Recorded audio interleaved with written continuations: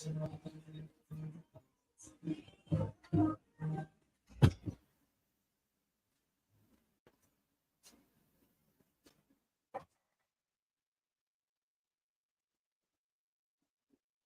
dog game is dying. Let's talk about the game first, not the dogs. It's the challenge of the wins, the competitive addiction, the thrill of the win, and the rewards of achievements. Losing only gives you the drive to come back. I learned to watch the winners, my motivation was there, my dedication was evident, now I'm a winner. The problem is the cheating to win, manipulating the truth, and then it's the all outliers. How is this sharing our achievements with liars, cheaters, and bullshitters? We have lost the historical value of the dog game. We can't decipher the real from the fake, the lost is the cost. So I salute these dogs of going hard kennels for all that you've given me in the game. Let's talk about pit bulls. The history, the breeding, the maintaining and feeding, and the controversies surrounding the great hunts. Come interact with the legends, and ask questions, and listen to their stories as we talk about kennels and dogs of the past and present. Hosted by one of the game's most respected kennels, with over 40 years in the hunt, going hard kennels Twin 1 and Twin 2, dogs like Champion the Debrat, the very first champion off-brand champion Mayday, the Dog of the Year, and Register of Merit. Champion Pretty Mama, two-time Best in Show and two-time Gamest in Show. Going Hard's Bay Bay, Register of Merit, Damn to Champion What a Day, Champion Gus, Champion Elrod, Champion Yellowbird.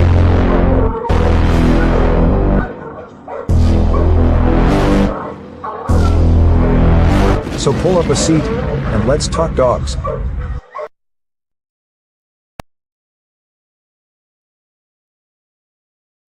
The dog game is dying. Let's talk about the game first, not the dogs. It's the challenge of the wins, the competitive addiction, the thrill of the win, and the rewards of achievements. Losing only gives you the drive to come back. I learned to watch the winners, my motivation was there, my dedication was evident, now I'm a winner. The problem is the cheating to win, manipulating the truth, and then it's the all outliers. How is this sharing our achievements with liars, cheaters, and bullshitters?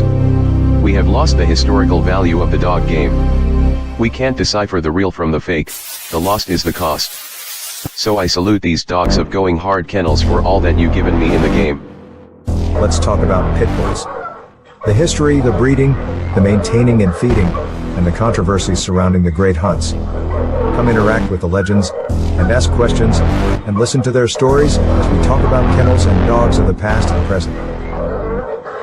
Hosted by one of the game's most respected kennels, with over 40 years in the hunt, going hard kennels Twin 1 and Twin 2, dogs like Champion the Debrat, the very first champion off-brand champion Mayday, the Dog of the Year, and Register of Merit. Champion Pretty Mama, two-time Best in Show and two-time Gamest in Show.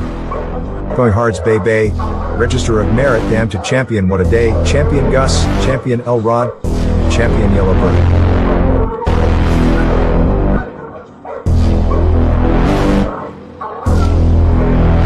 So pull up a seat, and let's talk dogs.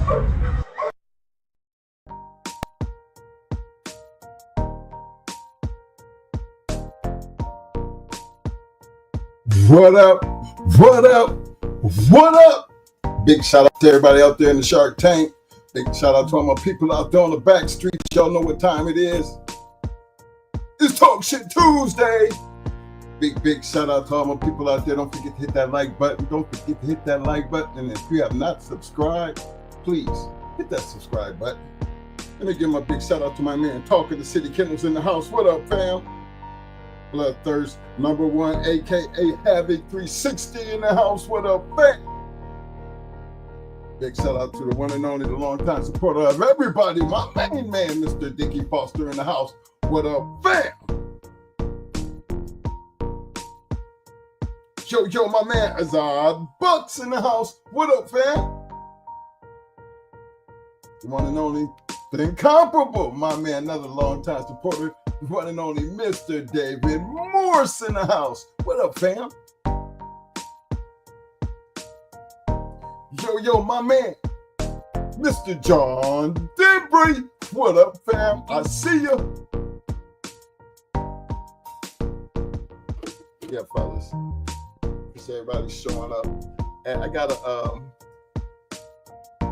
wanted to start the night off by talking about some of these dogs right quick. You know, over the last couple shows, I know Mo been trying to drive this one point home about, preserving of the bloodline. One of the things we talk about around here, we get on that bus, we always go back to the past. So when we start talking about Jeep dogs, Red Boy, Eli, these are dogs of the past, but when we talk about our breeding programs and great dogs, the first thing you hear them say is a Jeep dog, a Red Boy dog, an Eli dog, a Bully Son dog. We all have to understand that over time, these names do have to change because we're talking about decades of these same names. But for me, I watch what Mo is trying to get y'all to understand. Sometimes I think people they don't get the picture, or they really just don't really understand. So I figure we're going to talk about legendary bloodlines. Okay, because this seems like something that everybody's quick to run to, but nobody really pays it close attention why it is so legendary. And the reason I want to bring that up because, this conversation is what led to Mo being the person he is when it comes down to pedigrees, understanding bloodlines, understanding traits, understanding what the old timers, which, you try not to pay attention to, but you can't help pay attention to it if you're trying to get that end result.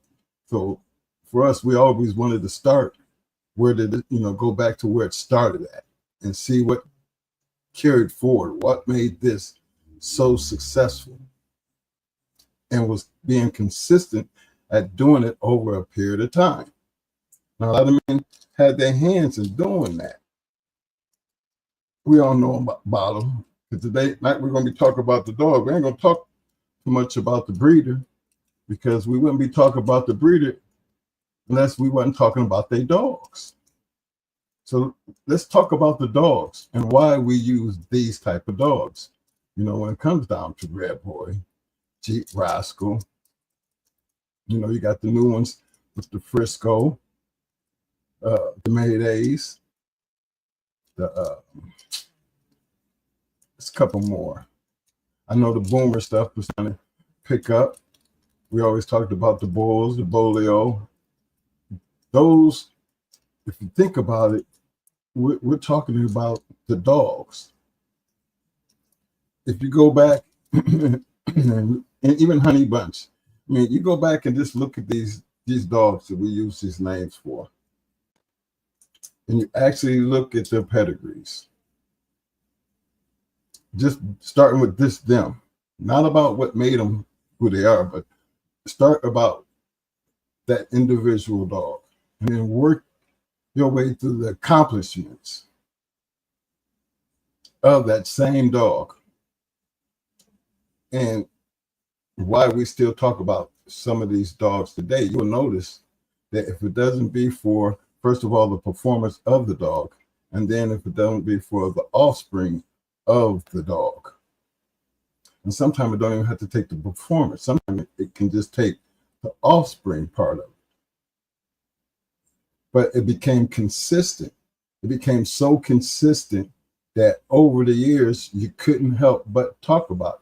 Tell you why. Because most of the time, back in that time period when this shit first began, everybody was trying to make better dogs for the purpose. So we would think it was just throwing dogs together. Mo goes back and he tries to show you, hey, look, they really wasn't throwing shit together. Back in that time, they was actually looking at what they were doing, scheming and, making plans and meeting up with other people to try to make, the dogs that we have and we can talk about today. And all that was basically done under a systematic format that only certain people took advantage of. All the way down the way Floyd did what he did.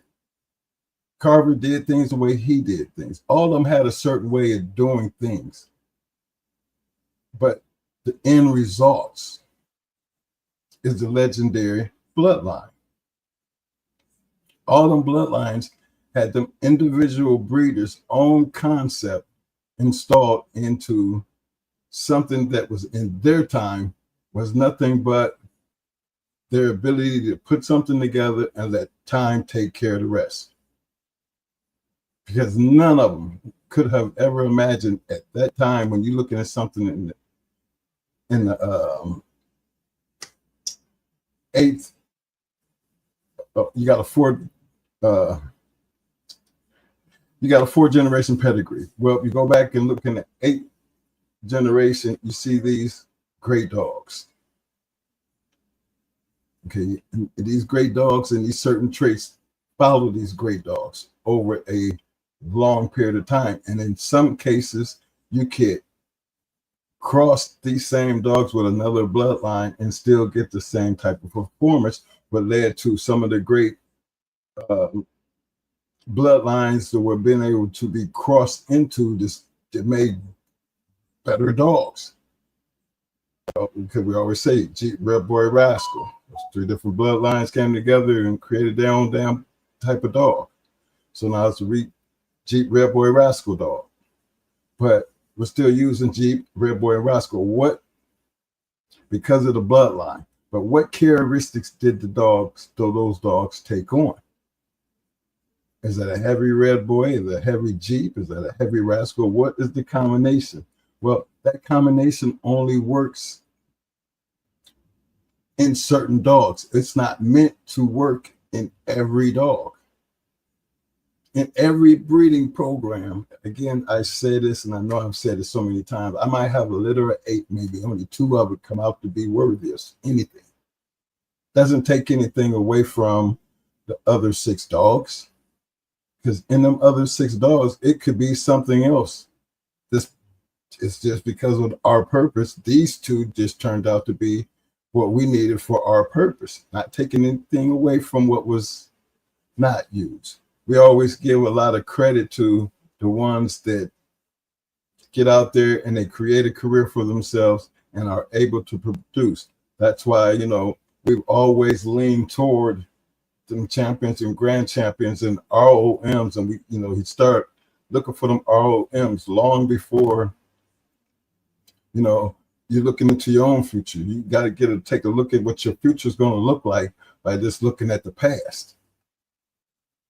And the key to that is, why are we doing that? Well, if you go back and look at some of the earlier breedings, what they were looking for is consistency in body, trait, ability, and that attitude. Does it have the attitude to be able to get in there and do what it does, to where you can even say, hey, he's even game? Because the only way you're ever going to tell one is game is they got to be put in a position where there's no doubt that this is a game dog. You can't just look at every dog and just say all of a sudden it's game. It didn't work like that. And it didn't work like that for us. And it sure as hell wasn't working like that for them. But there was always going to be something in them other 6 that was sitting around. This is why a lot of guys got the litter-made brother to champion so-and-so, or a litter-made sister out of that litter from champion so-and-so. I think them people who got their hands on them type of dogs, majority of the time, they wasn't like the big breeders. They wasn't like the ones who wanted, like, I think Zebo and Vindicator were litter-mates. They say Vindicator was, a better dog than Zebo, even like him in the producing situation. I tend to always disagree with people when it comes down to what Zebo couldn't do. But for us, it was like, because it's back there and you watch and understand the traits of the Zebo Vindicator breeding and get an understanding, there's got to be something that you're looking at that he had to contribute for that breeding program to even be included.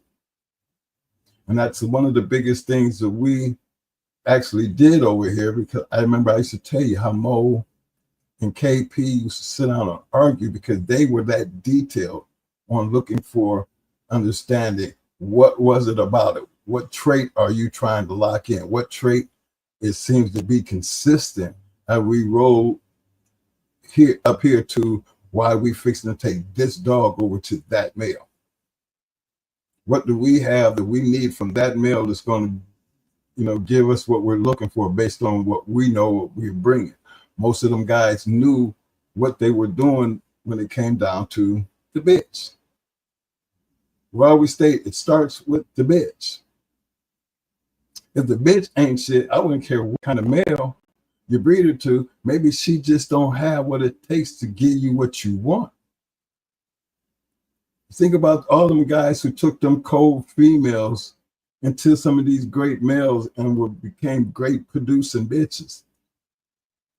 What, you know, history has shown you, if you really want to know why that worked, just go back and look at the bitch.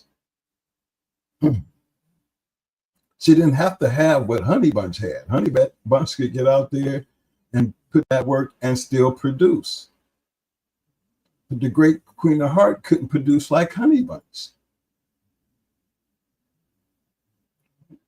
And not taking nothing away from my brothers when it came down to the breeding program, but then got to remember she had 8 fucking fights. My boys wasn't really breeders, you know what I'm saying?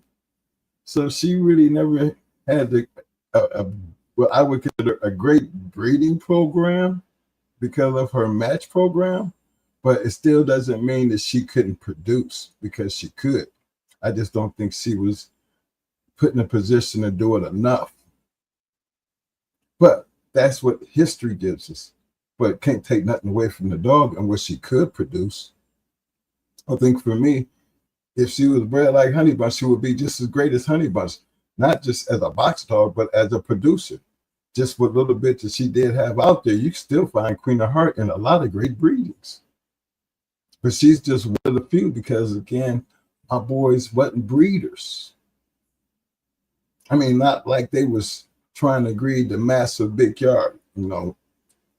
We was more like stuck on trying to breed our product, where my boys, they didn't care. They would go out and get something because that's just what they did. But they knew when they had something good, and they did what they could do with it. Just didn't have, you know, with her match career, I think a lot of that had to do with, you know, her always being ready on go. So keeping them things in mind and trying to understand, okay, where you going with this, Mike? Because when we speak about legendary things, when we got in this game, we wanted to be like somebody, not just an average person with dogs.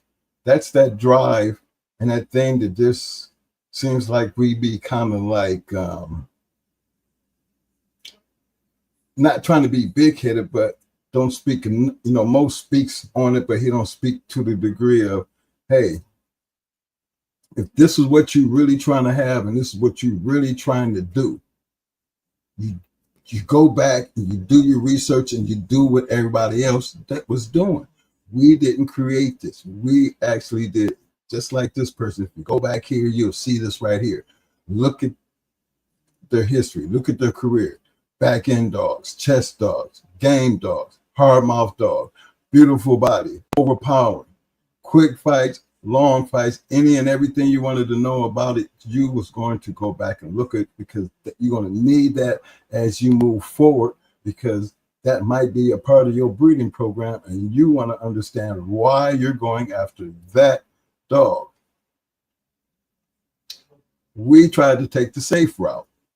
We're going to take dogs that have the ability to do what has already been done in their past. You're taking the best attributes.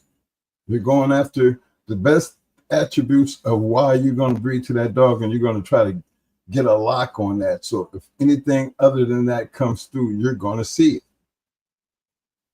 Like when I hear people, we talk about they got all red dogs and a black dog.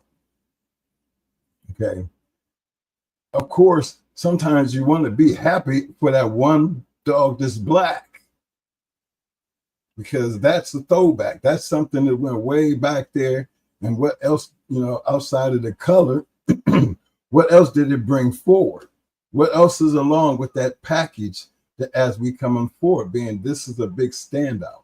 Okay, color change, did it bring something else? Well, we know the black might have came from this dog back here because we can go back here and get this black. But outside that black, what can we bring with it? Well, if it's Zebo, we happy because we might have that black dog that might be that badass stifle dog, might be that crazy ass dog that want to bite somebody, and we can just sit back. Well, that went back there and it got some of that Zebo. It's showing up. Because anybody who knows these dogs, these things do happen because you try to explain it. And when you go to explain it, the first thing you're going to do is grab a damn pedigree and say, where did this black come from? Or if you get a red nose, you got all black leather, you got a red nose. First thing you're going to be wanting to know, where did that red come from? You got to go back there and you got to go try to find it and see if that red is what you got up here. And what else about that red did it bring with it? In order to understand it, you need to know what you're going to be looking for out of that red based on you knew it came from somewhere back there. And I think that's, it's so important because the legendary bloodlines were consistently done and maintained by not just the person who created the bloodline, but the people who took that same bloodline and incorporated their way of thinking, which made that Jeep bloodline even better. If you look at how everybody else took the Jeep dogs and how they were crossing it and the way they were doing it, and look at the men who had the dogs that you could talk about. We talk about Jeep, but we also talk about AAA. We also talk about Tab. We also talk about Gator. Okay, so, but when we talk about them dogs, we're basically talking about the Jeep part of it. What is it about those dogs that, got you so locked into it? Is it the production power? We have to admit, which one was really as good as Jeep when it came down to the work side? We're going to give Gator his credit. Even though a lot of people talk shit about Gator, you can't take nothing away from him. I think he was a 4-time winner. But let's get beyond what he did in the box and look at his ability to produce. See, those are the things that you go back and you be like, okay. You go back and you look and you say, okay, this is why you want to go this direction, because when they did it this way, it was able to do this. 9 times out of 10. And not everybody understands that, because for me, we never could just take 2 dogs and just put them together just because. It was always going to be a reasoning and something to where you can almost look 10 years into the future and know that at this point here, this is what you're going to plan on doing.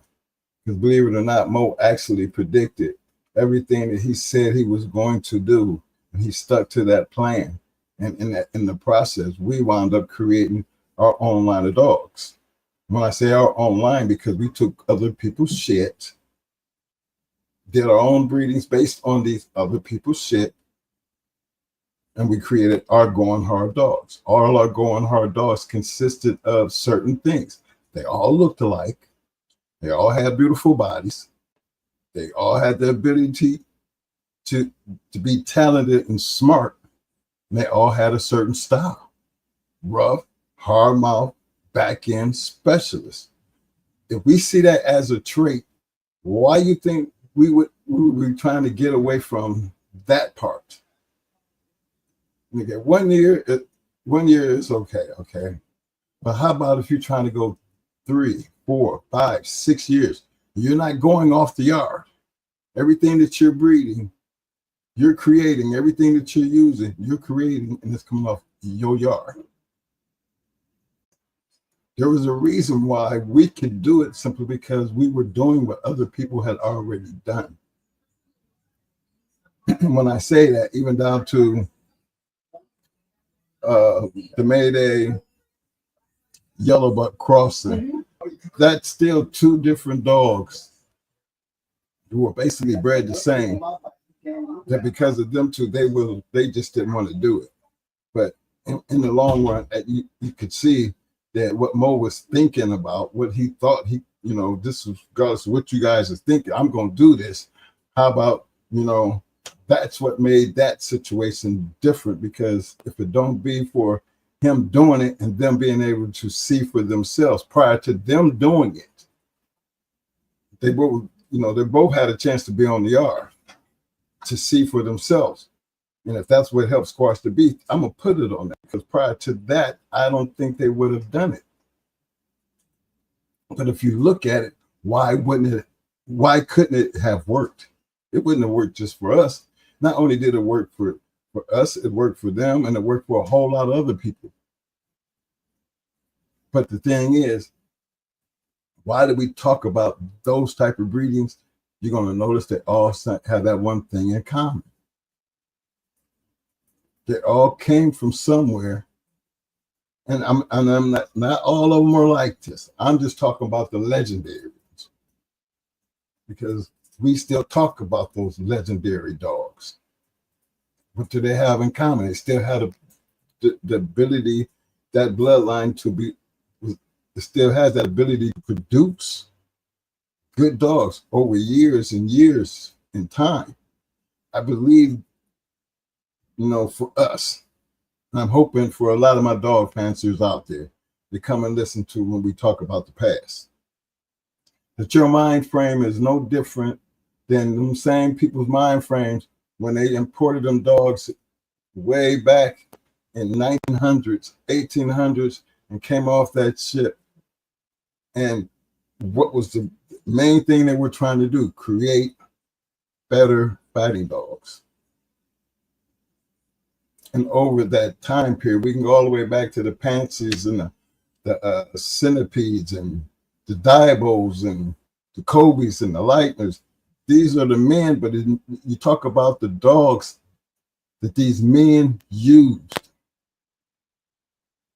Mo had touched on it on the last show when we got into the Bolio. I think it was the Bolio REDBOY situation, how far back it went, because Mo will always felt like both of them always wound up back there with Kobe in it. So keeping Mo's, excuse me, keeping Mo's way of thinking in contrast, Mo always felt like, he goes back there and he works his way to the front, because remember, he always went two ways with it. Then we had Eli dogs, and he knew them all well. Remember when our first group of dogs blood in them, he had, I think it was the big page that had Ironhead and two DIBO that, you got to think about it, in 1982, when he got bruises and bloods in them paper. I think they had like Ironhead in the fourth generation. It's not the fourth, the third generation. He knows more about them than that. But a lot of the dogs we talked to, they was like right there. Molly B right there. Snooty right there. And, for us to look on all of that now and understand it the way we understand it, these are things that we're trying to explain to our audience, that if you took even something that simple, everybody has plans. When I hear guys, when they be talking about these pedigrees, and I sit back and I see people pull them up and you talk about it, and it looks good, and the speculation is all on point. I mean, I feel like concept is there. But how deep is the drive to complete, to be able to stand on 10 toes down to say everything that you know about this dog right here is all legit. Don't have to say much. We don't have to say much talking about Jeep and Eli and Bully Sign and Snooty, you know, regardless of what their careers were. Remember, we still talking about the dog regardless of their damn career. Why? When you had so many other dogs over all this big span of the American Pit Bull Terriers, there's certain dogs that are held to a higher standard. Why? What made that bloodline so legendary? You get in there and you try to figure that out.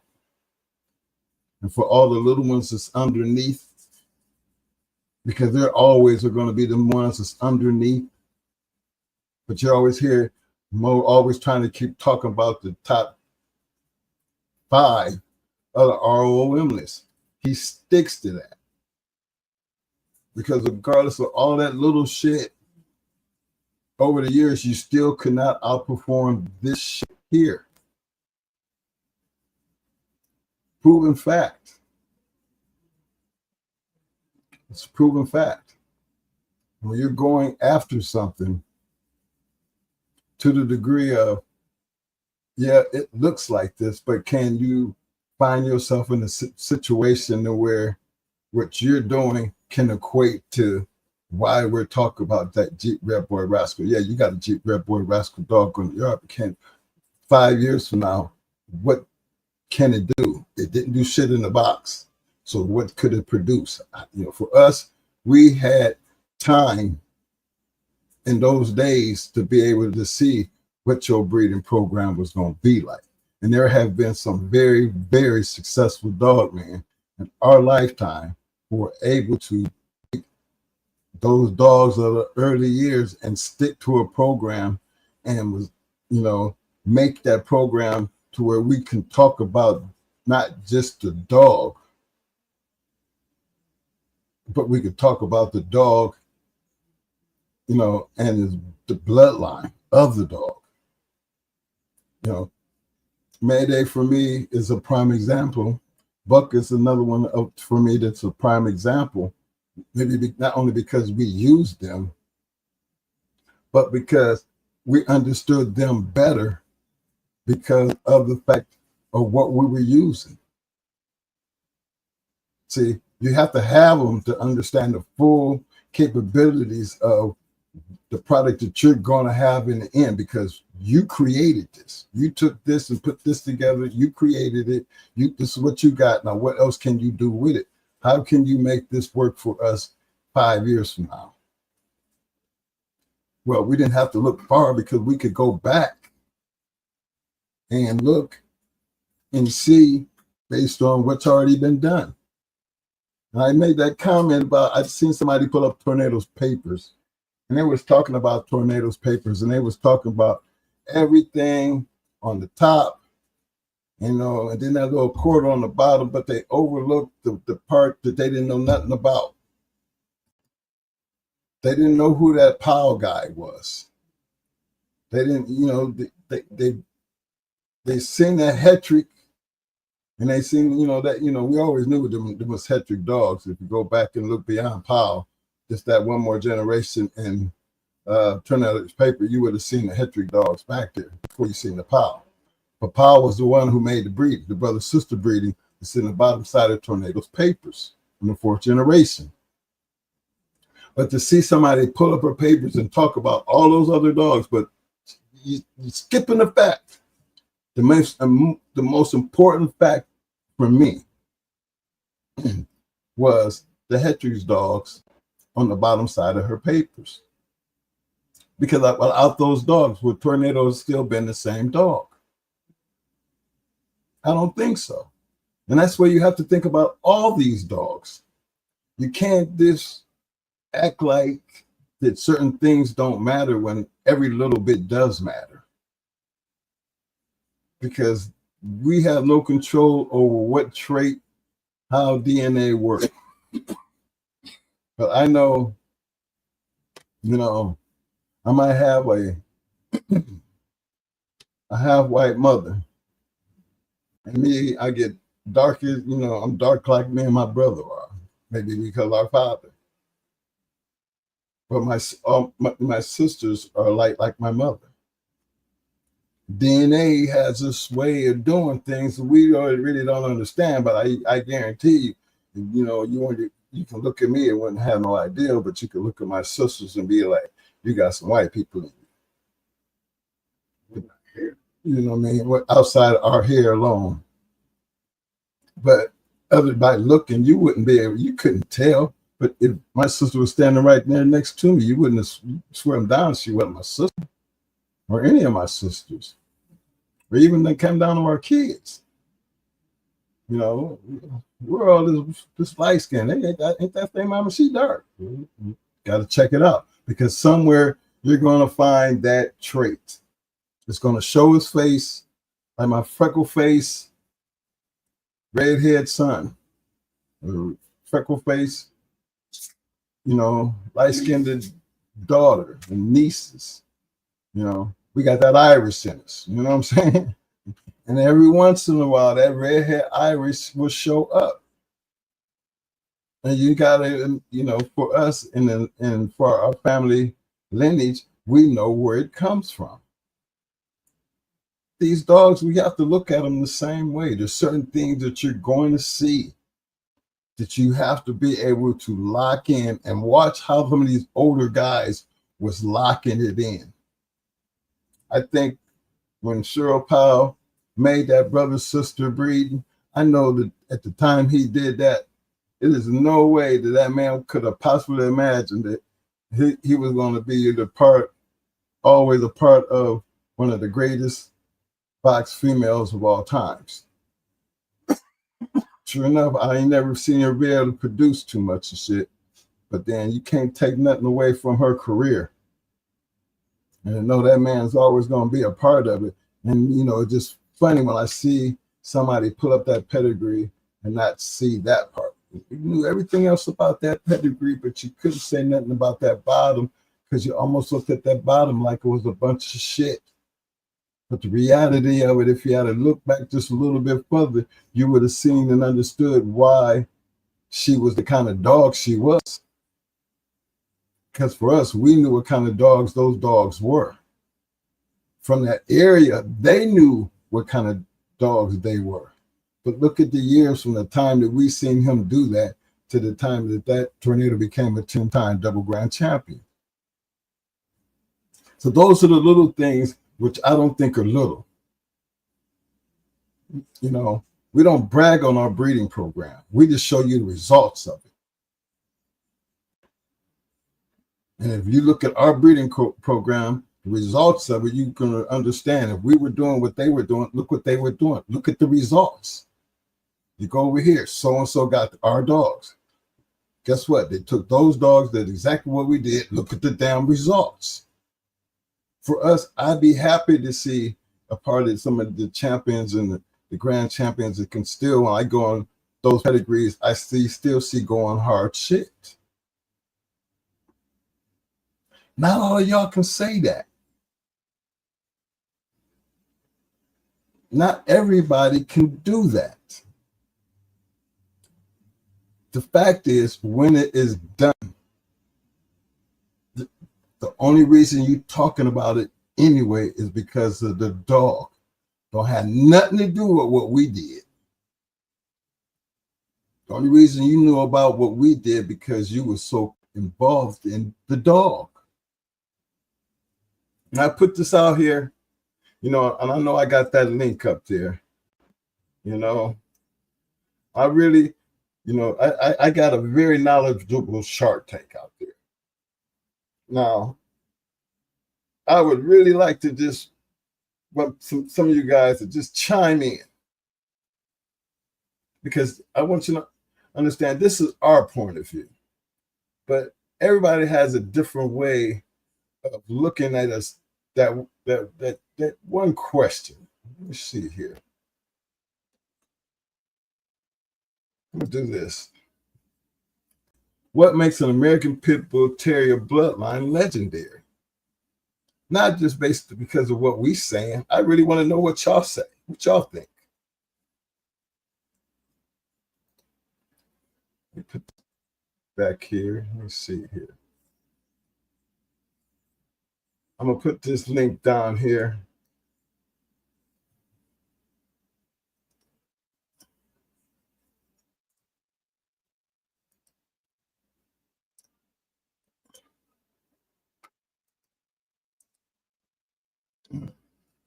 Let me do this again. Hold on, you man. Let me get that like this.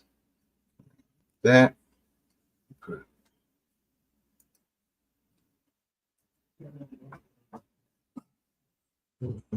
Oh, I did. I got it. All right, man. I'm gonna try to help me out here.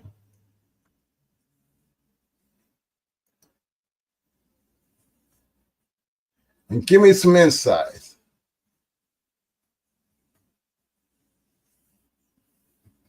While I'm doing that, let me get some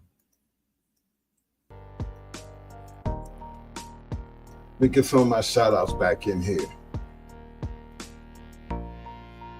We got all up in here. Hold on. Okay, I want to give a big shout out to my man. Who's that? Union County. What up, fam? Game breaker in the house. What up, fam? Show enough. I see you, fam. Ballin' 11 ways in the house. What up, fam? My man, one and only Mr. AQ Henry in the house 2.0 representing. What up, fam? Ain't seen you in a while, but welcome back, fam. Big shout out to my brother, the one and only, the incomparable Eli Manchester in the house. What up, fam? Eli, I would think you would be hitting the link for all people. You've been around the great Harry Hargrove. You already know. What did Harry call legendary? Which one? He had a lot of dogs come through there. I mean, if my man Tony Way, y'all really are the only two people that I know personally that I know you knew Harry Hargrove. And we was in Carolina and we knew Harry, but y'all knew him in a whole different type of way. Because y'all was on his yard and y'all did a lot of dog things together. So that's a big shout out to you guys. But those are the type of inputs that I need help on because I don't want it to just be our point. I want y'all to be able to do what we do. Sit up there and say this was legendary and why you felt like you needed to have that on your yard. What was it about the way they were doing it to make you want to put that shit on your yard? It's good conversation simply because we all think different. And if you notice, all the old schoolers back in the day, they all had a different way of doing things. Might have been the same thing. They were doing the same thing, but they was using different dogs coming out with the same results. So it always made them look back of why they did what they did, use different dogs, but it never stopped them on how they did it. That's what I call it doing it your way, which gives that bloodline that much strength because what did they both, they did the same thing, but did it different dogs. What did they both have in common? They had great dogs. They had great dogs. Big shout out to my man RBG, Lone Wolf in the house. What up, fam? I see you. Yo, the Rabbit Man. What up, fam? To bite down and shake that like button, the one and only Mr. Double M Despo in the house. What up, fam? Big shout out to my man representing the D, Mr. Chico Nicholas in the house. What up, though, fam?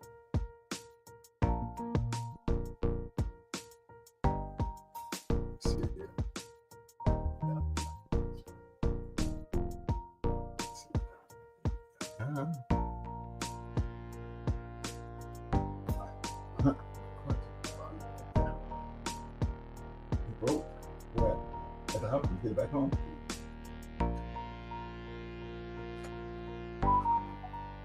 All right, fellas. Y'all see that button up there? Y'all see that link? I'm finna turn this over to my man Mo. But at any point in time, y'all know y'all can jump in, hit that link, come on in. Let's talk about it. I'm gonna get to these hit this one right here right quick. Ballin', I see you, fam. He said I have the Niggerino stuff tight and crossed. And I have the black boy stuff as well as my Boyles crosses. Those I acquired to blend with my Niggerino stuff. Now, Ballin', I don't know how long you've been into this game, right? But I would sure like to know why you do the things you do, just from your point of view. I mean, just sharing why you do the things that you do and why you pick those bloodlines. Because I think it's important based off this success that we have this conversation in 5 years from now. You know, we might be talking about your dog, something that you talked about 5 years earlier that you knew this stuff was going to be because you created it. These are the things that I think is important simply because we used to be you once before. That used to be us. You know, it would not make any sense for us to be sitting up here talking, you know, having this podcast, talking about anything considered in the past if I didn't have anything to represent exactly what we was doing and why we were able to do what we were doing based on the people that was teaching us. Because now we're taking the teaching format. We're giving back what they gave us because they didn't have to give that to us. They didn't even have to let us know what they were doing. And if you notice, we wasn't using the same type of dogs that they was using. We were actually doing things our way, but using their concept. That was the key. Using their concept. If I'm using their concept, I don't have to use their dogs. Even though we would, you know, we like Mayday, we went and got us some Mayday. We like Yellow Bug, we went and got some Yellow Bug. We like the Cock Diesel, we went and got some Cock Diesel. You wanted some mechanic, we went and got us some mechanic. But we always had a reason why we were doing that. And we could actually tell you the results because we had it on the yard. It's not like we just know anybody that's got this type of shit on the yard. It's got to be worthy of something to even come off the yard where you could even have a conversation about certain dogs that we have conversations about based on what was on our yard. So these are the things I want you to share because these are the things that help people move forward in understanding. The breeding program is always going to be the key, but damn the breeding program, let's talk about the bloodlines you need to make those breeds. That's what I'm talking about. Big shout out to the Mad Doctor in the house. I see you, fam. Hey, y'all don't forget to hit that like button. And please, if you have not subscribed yet, hit that subscribe button. Let me see here.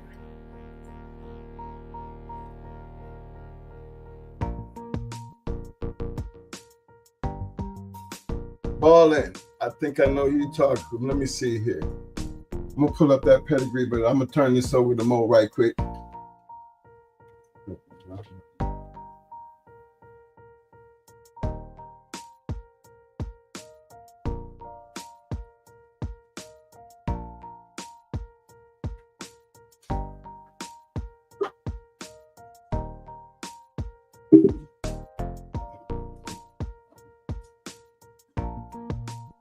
What up, everybody? What up, everybody?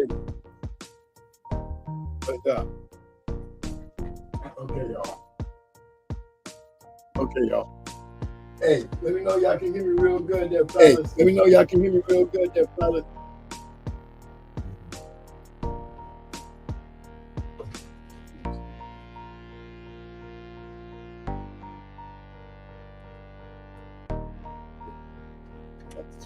Hey, this is music right now? Yeah. Let me get it. I was waiting on you to get it. It's on you now, bro. What's up, y'all? What's up, y'all? See y'all getting in depth. Okay. See what Mike was talking about. What makes them legendary dogs legendary I think last week, basically the last two shows, I was talking about dogs of the past, and we went way back there, damn near to 1928. 1928. We way up here in 2025. Just imagine a line of dogs down there go back close to 100 years. And we can still pull up some of the great dogs of the day and find these dogs back there in their pedigree. The one thing that I point out and what I noticed was certain combinations always seemed to work back then. And see, I caught on, I think I started catching on once I started understanding the pedigree and why James Pope was so really in depth on understanding how to read a pedigree. The pedigree carries a lot of confirmation on one fact, and that fact is the mentality and mindset of the breeder. Who's the breeder? What was he doing and what was he thinking? Because it really falls down on the female. You got to take the right female and make the right breed to the right male. You can have the male and the female in your yard. Probably have more than the dogs that you bred on the yard, but this particular breeding made a world of difference, an impact into the historical part of the game. A lot of those dogs back there in the day got Earl Tudor, Joe Covino, you know, Maloney's Toot, Fitzwater's Goldie.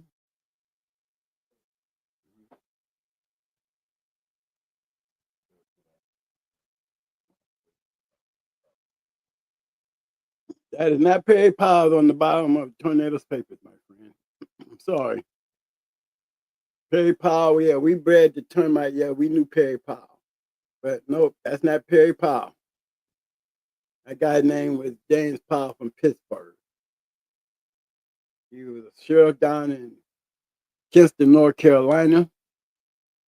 But he was from Pittsburgh and he was a former Marine. He was the guy that I was walking down the street with my Dobermans to grab me up and took me out there to Atlas Brewer and James Upward. Through that process, once we got in the dogs, you know, I was back up in Ohio by the time we worked our way back to Carolina to breed the termite. Prior to that, I was down there. My first couple of years, I was dealing with Sheriff Powell. Like I said, I always wondered why they respected Sheriff Powell. I don't think it was because he was a sheriff either. No, he wasn't no police type guy. He was the police. But if you knew him outside that badge, he was no different than any one of us. You know, especially coming out of Pittsburgh. He had Pittsburgh mentality. Okay? I can put it like that. He was a street brother out of Pittsburgh. And like I said, I always wondered why there was nobody too quick to jump on some Hetry dogs. And they always talk real high up how, you know, when you're sitting up there with Atlas Brewer and James Upward and you don't really know much, but you got them always talking about his dogs, but I don't see nobody running around putting them on they shit. And he used to laugh about that. He used to laugh about it. Like, they didn't mind checking, like he had Levi. a dog named Levi that he had got from Atlas. He didn't live long, but he lived long enough for Paul to get some puppies out of. But I think when he sold him to Paul, he might have even gave him to Paul. But in the end, you know, he had heartworms, bad heartworms. And, you know, it never became an issue with Paul because maybe he gave Paul that dog. You know, Paul took it the way he could get it. Them Hedry dogs was his private stock. Don't know how they got them, where they came from, but they was his private stock. And another thing, he was sending those dogs. He didn't have them down here in North Carolina. He had those dogs being shipped up there to Pittsburgh. You know, like I said, I knew Sam Lambier and never met the man. You know what I mean? I knew Frank Bunch and never met the man. All because of the people that Sheriff Powell was always talking about from Pittsburgh. And if you'll notice, when you go back in the Tornado's pedigree, you will see the transfer from where they went from being North Carolina dogs to Pittsburgh dogs. You know what I mean?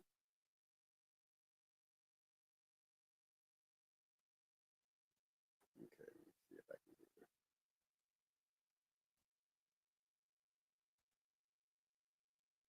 do it. One hot for a second, guys.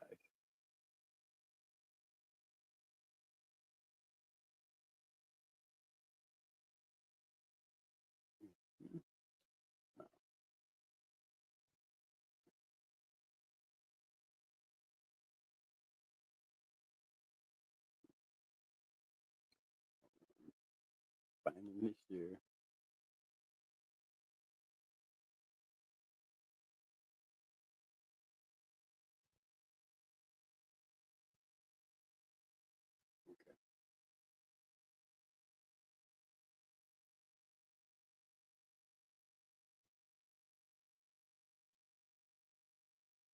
Okay, there we go. That's Tornado right there, right? I said he always talked about Sam Lambier, Frank Bunch.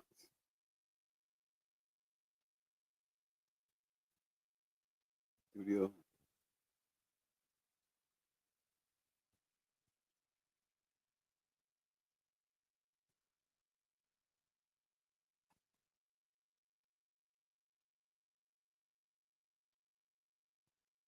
Okay, there we go. Y'all see that now? Are we in there? Okay, like I was saying, there's Sam Lambier, and there goes Frank Bunch.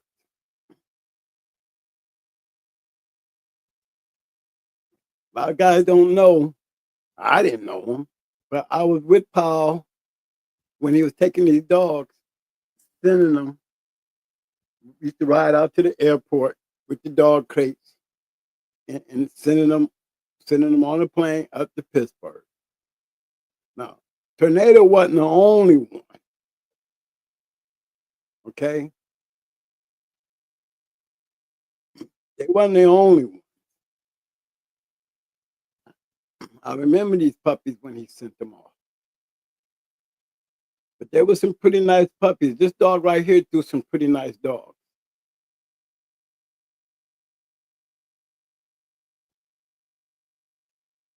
Here's the first indicator that they were gonna have some shit.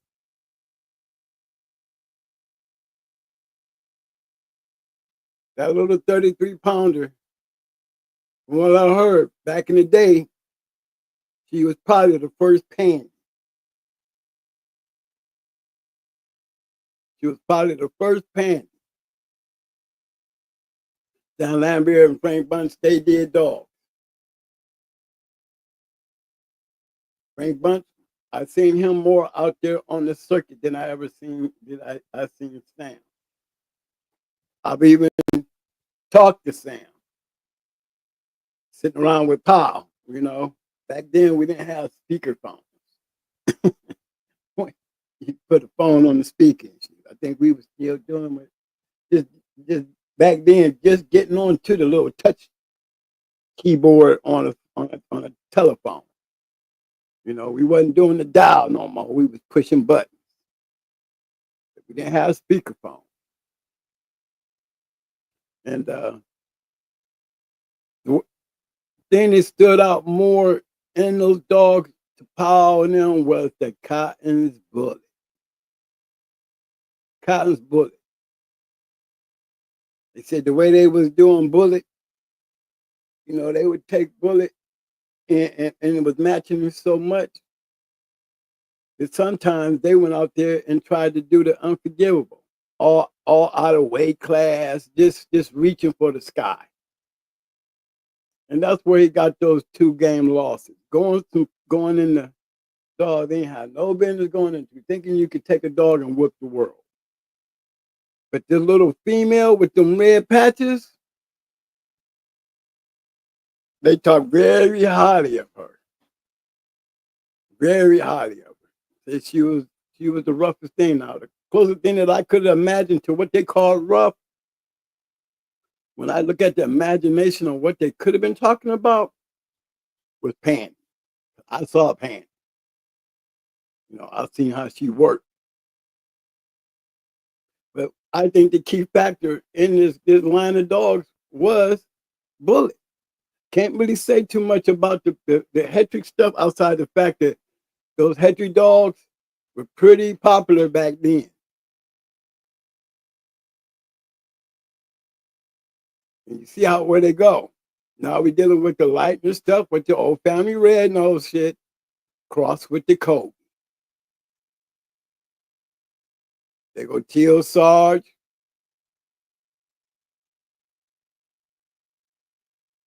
They go the old family reds. The Rough House dog was another nice one.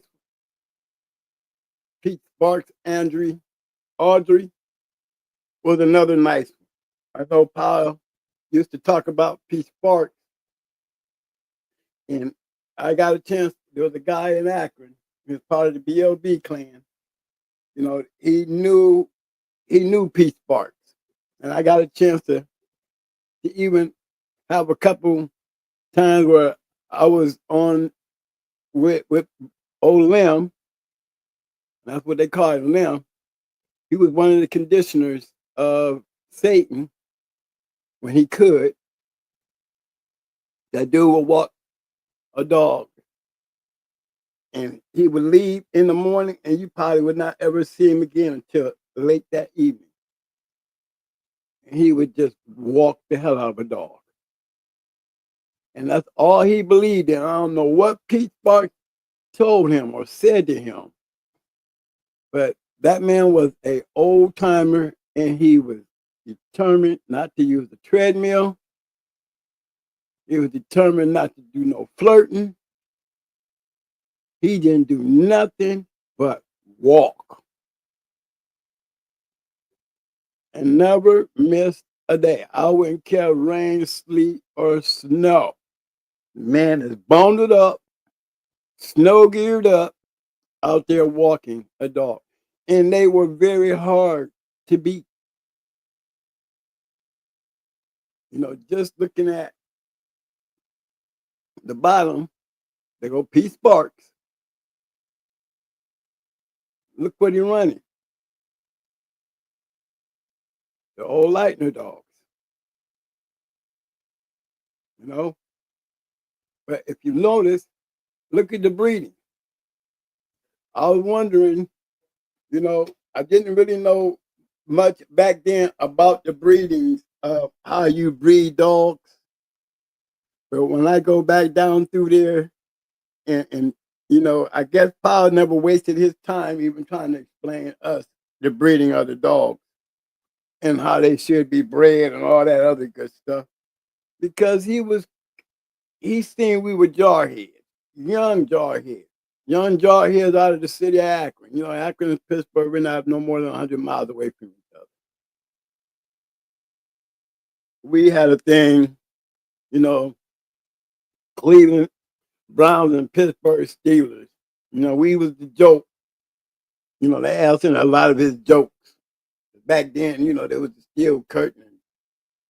You know, there was just a damn good football team. But we had that spunk, you know, plus we both from the city. He's older than us, but we was wild. I guess we must have took him back to his younger days. You know, he was married, sheriff, working at the sheriff department.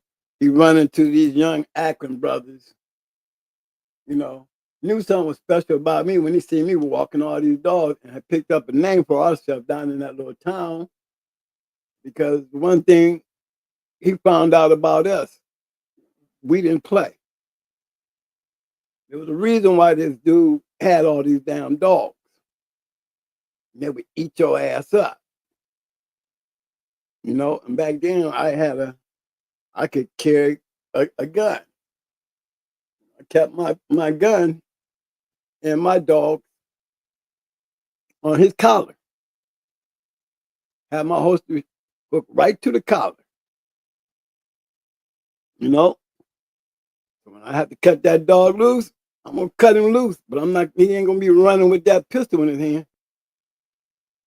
And you know, I had a permit and I could carry a weapon back then.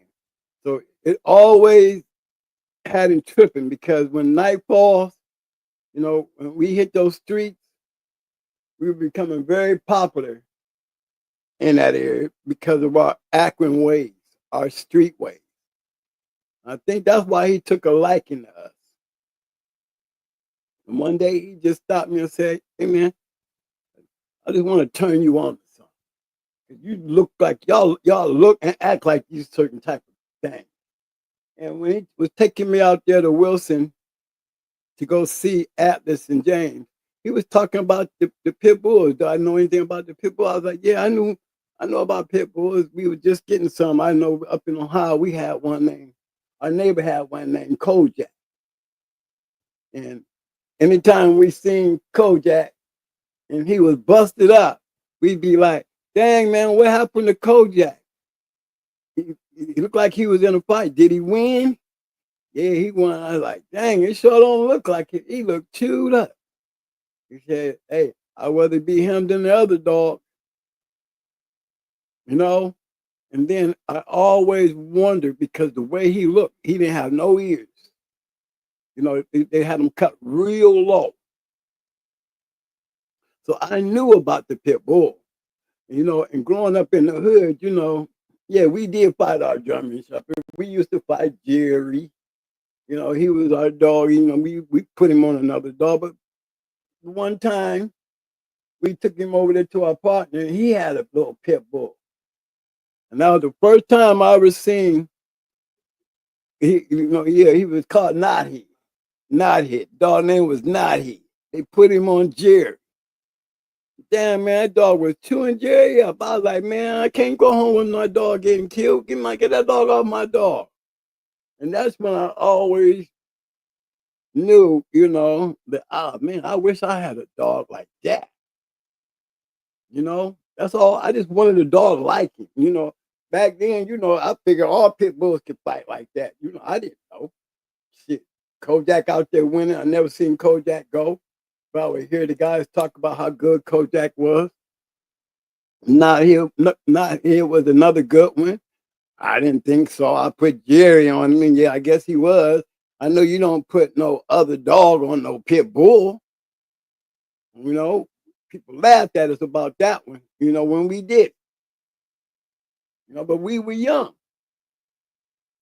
The Sheriff Paul grabbed me and took me up there, and the whole trip, he was talking about, you know, how he grew up up in Pittsburgh, and what made him go into the Marines, you know, do his time, and then go into law enforcement.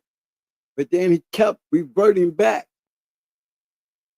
to the mentality of a dog. You know, he's a sheriff, so he's been around police dogs. You know, he's a sheriff, and he knows what it took for me to be able to walk 6 Dobermans down the street, and with the control that I had. Yeah, he just knew this dude coming out of the city. I know he know about pit bull, and I did. So that's probably what made that man stop one day and tell me to, look, I'm gonna come by and pick you up Sunday morning. I'm gonna take you on a ride.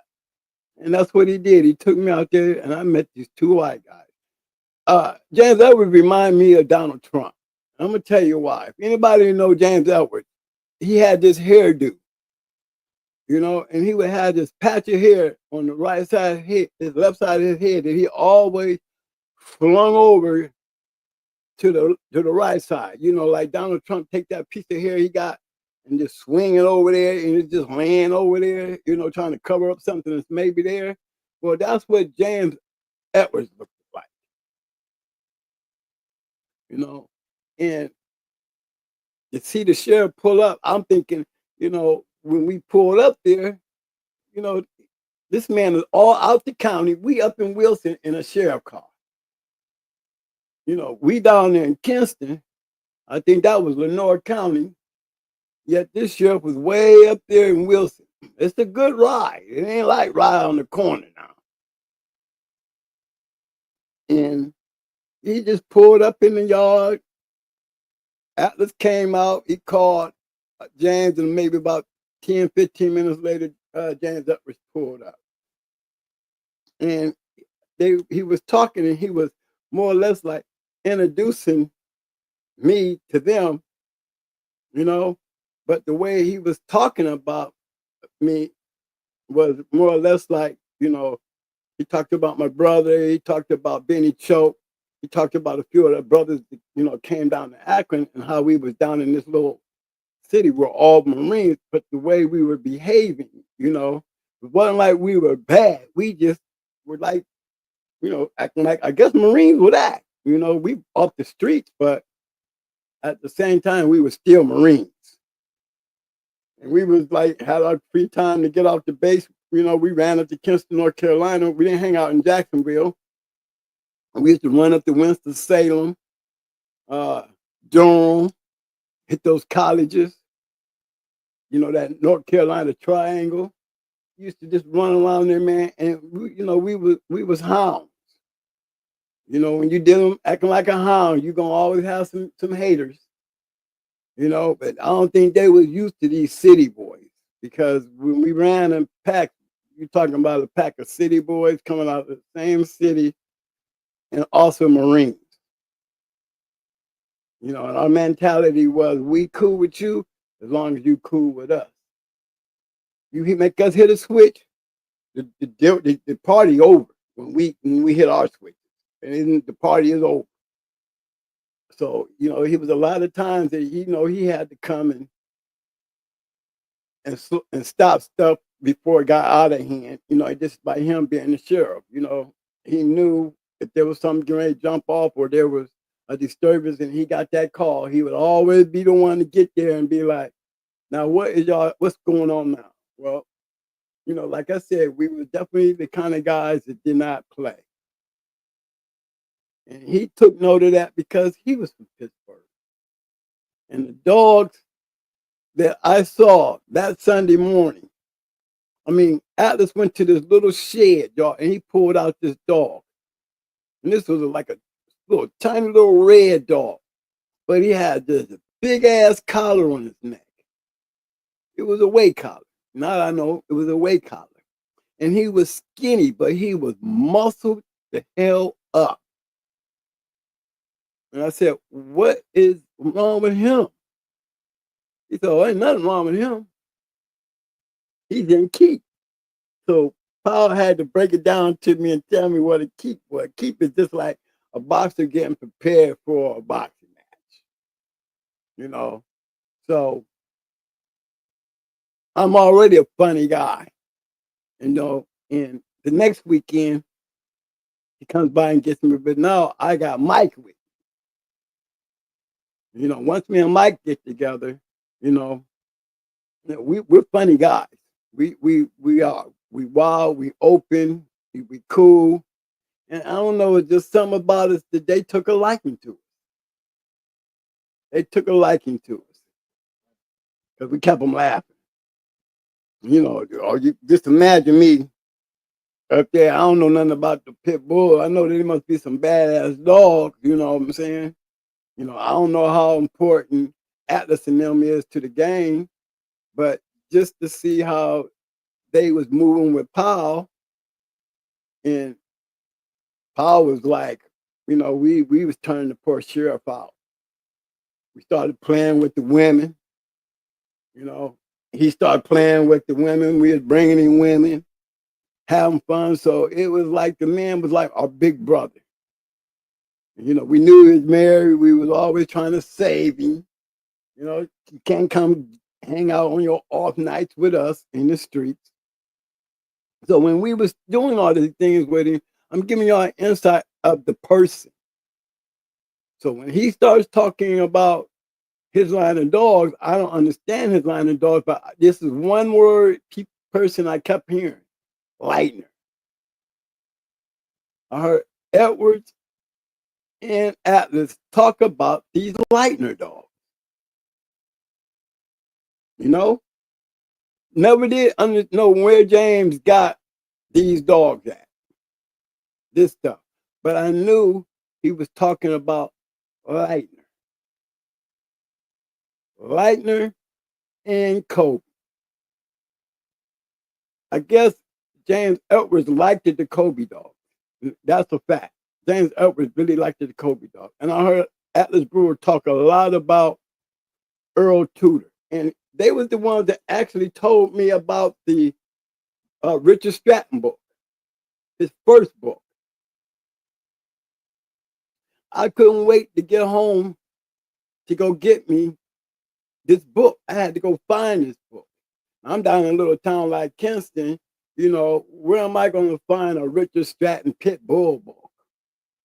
So it was not that easy, you know.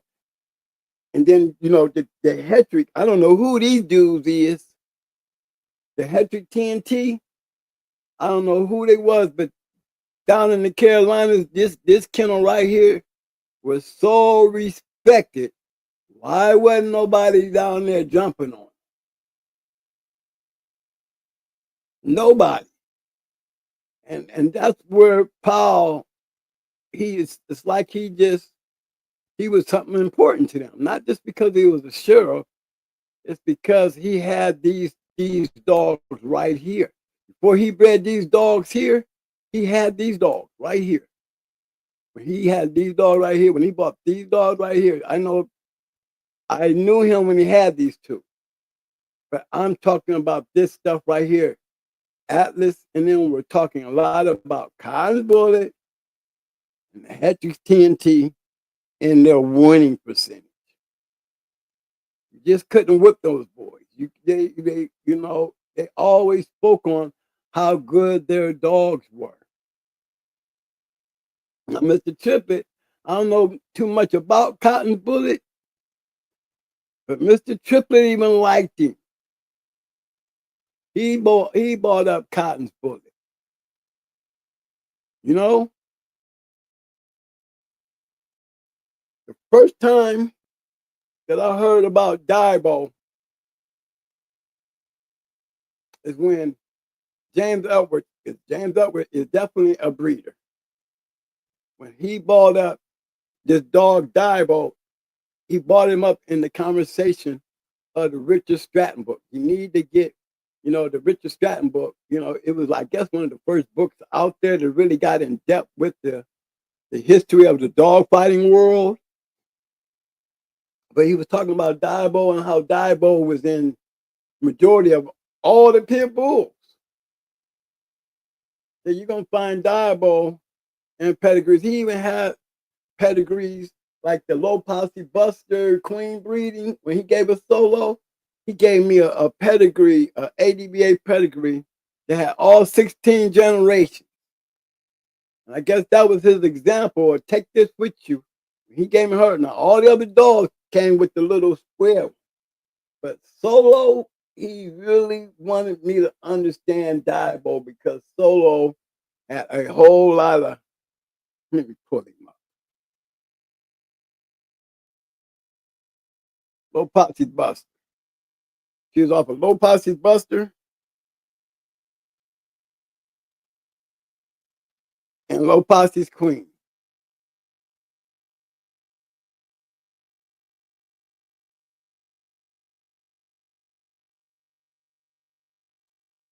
There's Buster.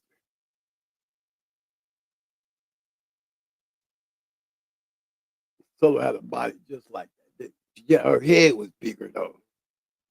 She had a big head. There you go. Low Posse's Buster, Low Posse's Queen. This is the kind of breeding that I had the Little May sister to these. I'll pull up either Ed, Sundance, no, not Sundance, but let me see, Ed, Larson's Ed, Ramsey.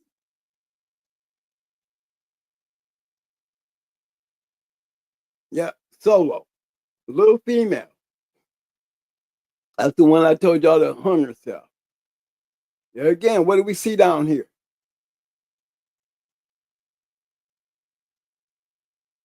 Same shit. Okay? Remember, I had the 16th generation pedigree on these dogs. The whole big old sheet. First time I ever seen. And I used to have it. I had went and got it laminated. I went and had the whole paper laminated.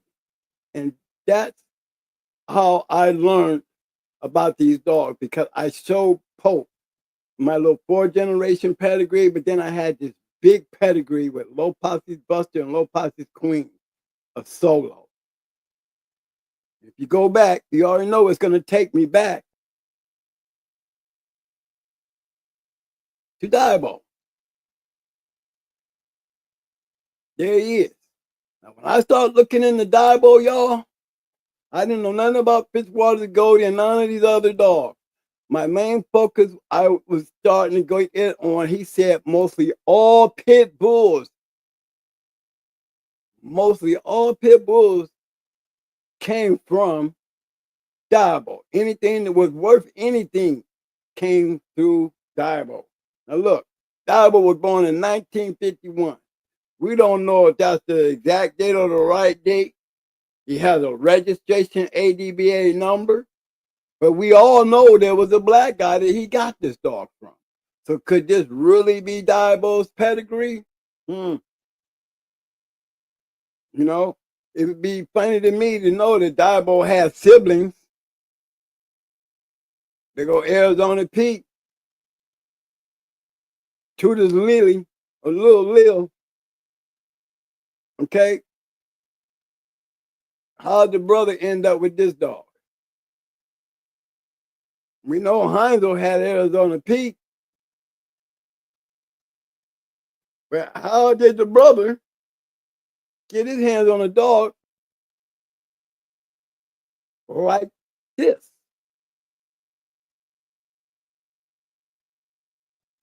Never understood anything outside of the breeding. But he always spoke on DIBO. So DIBO was my major piece. And so when I got my first Richard Stratton book, you know, you got DIBO in there. And, you know, I don't know how they're breeding this dog. Can you understand the breeding? I couldn't. But I can understand it now. I know that some of these dogs up here, like the Shipley stuff, this is old family stuff right here. In these days of speaking. You know, wonder what they was doing. Was they just throwing match dogs together on this breeding here that created these dogs?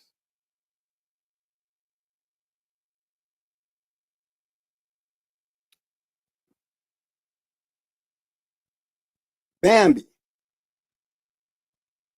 To know about Bambi, you have to know about Heinzel. You know, it says a very important brood bitch.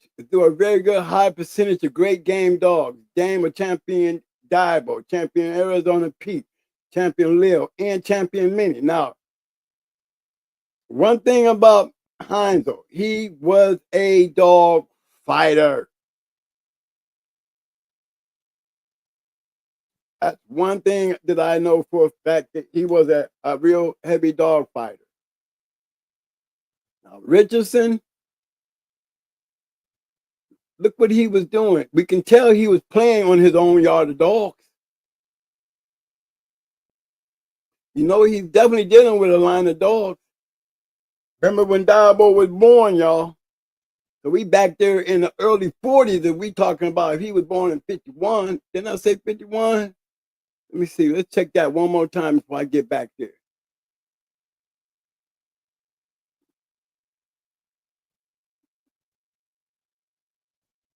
I'm trying to get back to DIBO right quick, y'all. Hold on. I'm gonna get back there. Let me get back there. There go DIBO right here. Let me go. Let's take his. Let's see how old he was. He was born in 51. Okay, so we talking about Richardson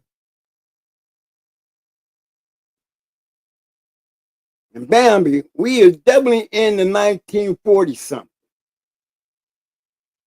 1940s.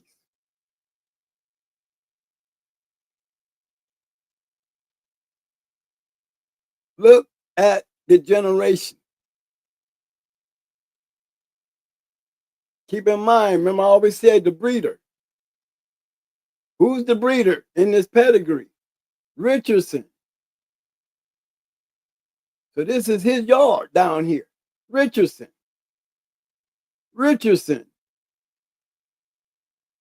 And you see him and Mr. Hubbard was definitely pretty cool. I'm pretty sure Mr. Hubbard one bought him in. Or they must have been partners. Because Hubbard and Richardson put some shit together. And then you look back here in the back in them days, you got the old gangster, old Mr. Joe Cavino. So that's even, look, that must be putting us back in the 20s, at least.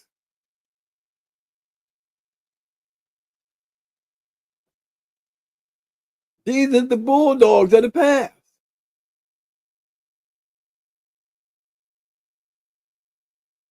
Now take yourself and just take a trip with me. I'm always talking about getting on the bus.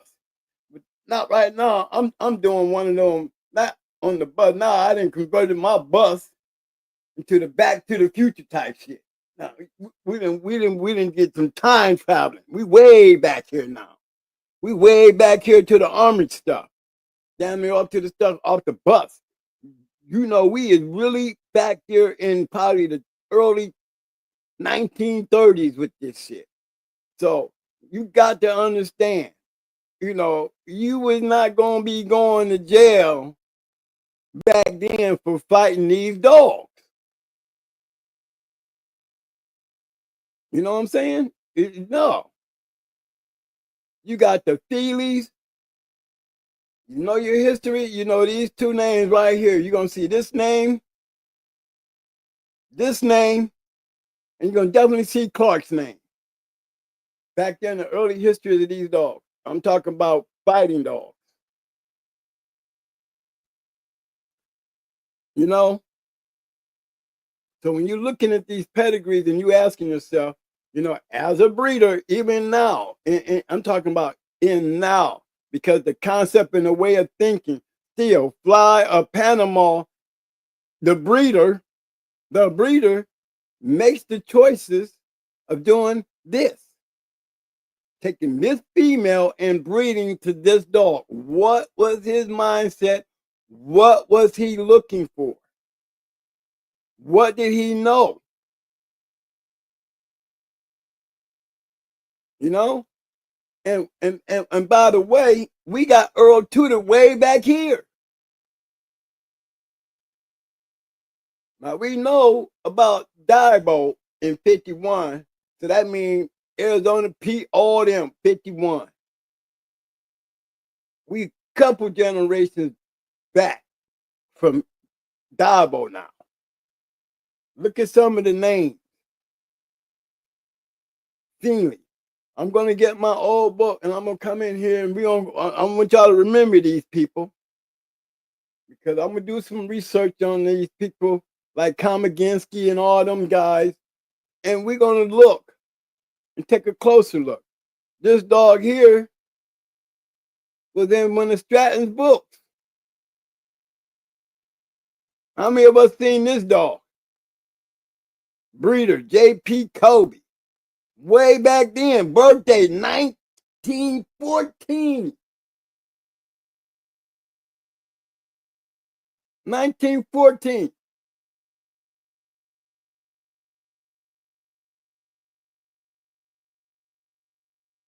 Look at them. And we look at the names that we see. 1914. Look at all that Kobe.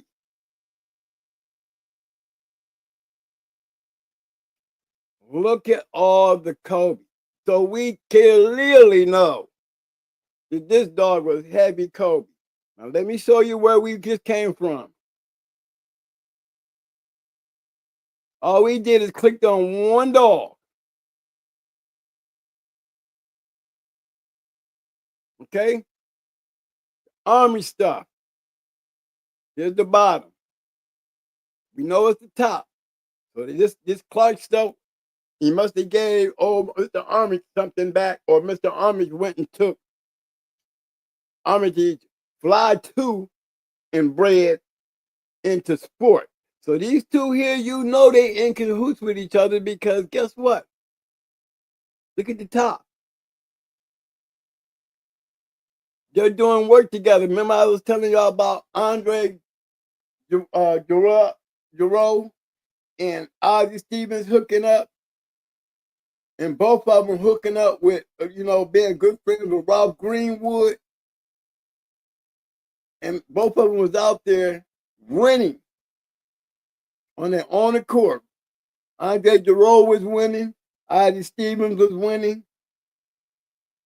Both of them was good friends with Ralph Greenwood. All of a sudden, when Ralph gets messed up, they hook up, and now they're breeding Giroux's dogs with Stevens' dogs. Now, one day I'll go back into that 1972 book, Sport and Dog Journal book, and show you how potent they was back then, especially Andre Giroux. He had a lot of champions and really, Boomerang was the first grand champion ever listed in the Book of Champions. But Andre Giroux had at least 7, 8 in that 1972 Sport and Dog Journal. The man had a lot of champions in there, a lot of champions. And then it got to a point in his career that they, now they didn't got his number. They started knocking. He started taking probably some losses that he wasn't used to taking. Maybe because the game started evolving. But as soon as he hooked up with Ozzie Stevens, guess what happened? Both of them back to winning again. The crosses. So just imagine back here in this time here, where fighting dogs is probably an all-out big sport. Look at this one.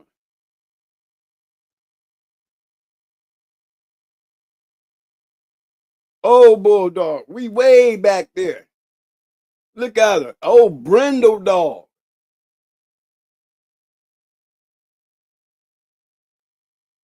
There go that Tramp dog. Still see the Kobe stuff. Kamizinski's Jeff.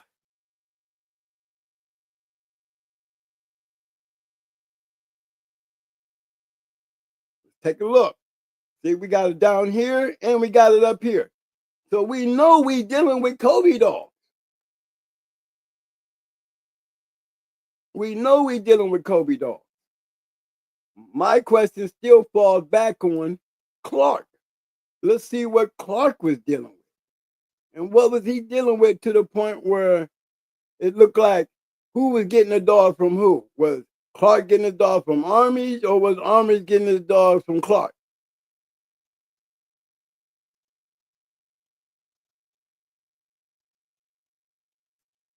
One thing for damn sure. Clark had the dogs.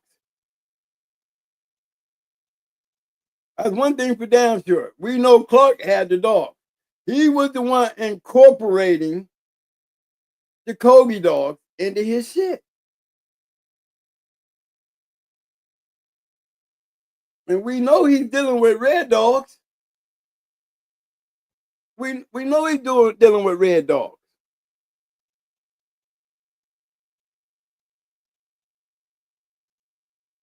You know what I'm saying?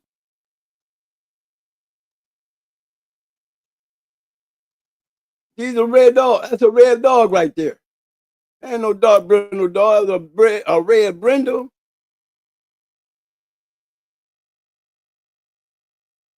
Clark. So we know these are Kobe dogs.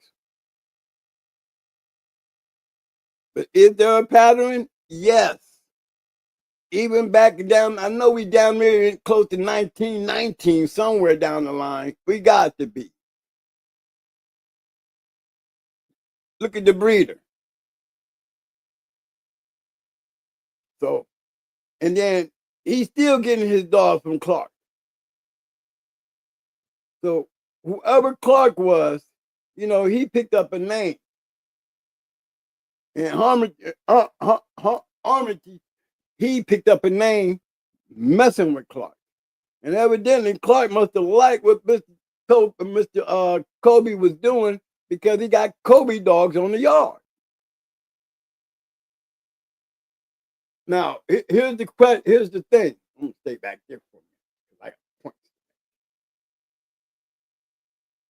If Kobe wasn't breeding the red dog, or they didn't have nothing to do with the old family red dog, it's awful damn funny that we seeing a lot of red dogs coming out of this Kobe line of dogs.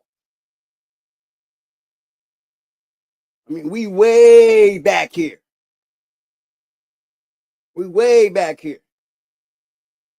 So just think of the generations of dogs that we're talking about that Kobe was using and what he was doing. You know, these are still smart, calculated breeding. Don't know the players involved, not when it comes to the dogs, but we know the people involved. The dogs speak for themselves. Whatever they're doing, the people involved, they must be doing something with the dogs. Might not know who these dogs were, but we know the people involved. I'm going to check my old book and I'm going to do some research and I'm going to find some story. I know there's something. I got an old dog fighting book. And these old guys is all up in it. So I got a reason to go back and go hunt these people down and get some information and background on them. But look, they were matching dogs. Harry Clark. So that would be, to me personally, he was definitely on a Kobe run, and he definitely was doing something, because he sure as hell don't look like, I'm looking at Trixie, I'm looking at the Clark dogs. You see that, right? We looking at them, but guess what we running into? Way back here. Way back here. And if you didn't know, I'm telling you, a lot of the Lightner dogs, a few of them, you will find that were part of the old family red-nosed dogs. Some of those dogs that was coming from the United Kingdom and Ireland. The combination and the concept, guys, is what I'm pointing out. The history. Look how many years. We well over 100 years ago. So we're talking about a fighting line of animals. A fighting line of animals. Long before Toodles DIBO ever was even in the picture. a building block. A building block controlled by humans. You know, old Jim must have been a real nice dog. But Jesus' family, old family Red Nose is here.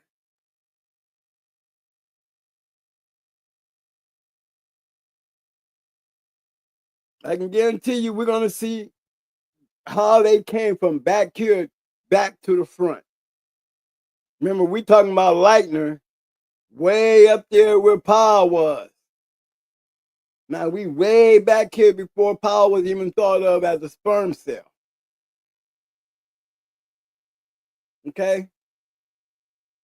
So we got to give Lightner, William J. Lightner. There's two people I'm going to be looking for. I'm going to be looking for Lightner. I'm going to be looking for Harry Clark. We need to go look and investigate. I'll probably come back, y'all, with some answers and more information. But the reason why I am back here, because even over 100 years ago, guess what? They probably was thinking the same shit that y'all be talking about. You know, doing your own thing. Making your own crosses. But one thing that I'm understanding very clear by looking at these pedigrees way back then. Way back then.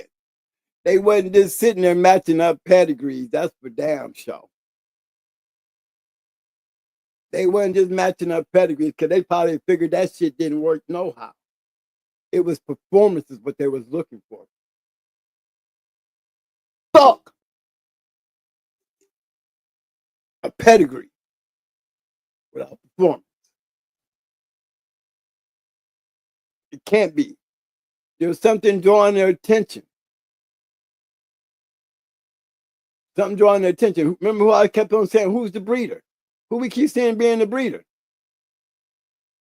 There's a breeder. There's a breeder. There's a breeder. Who's the breeder? The breeder. We know who's the breeder. You can look and tell who is breeding this shit. So when y'all sit back and talk about what y'all gonna do, we best believe that they didn't have restrictions. They didn't have restrictions to worry about going to prison. They didn't have restrictions about getting the yards rated.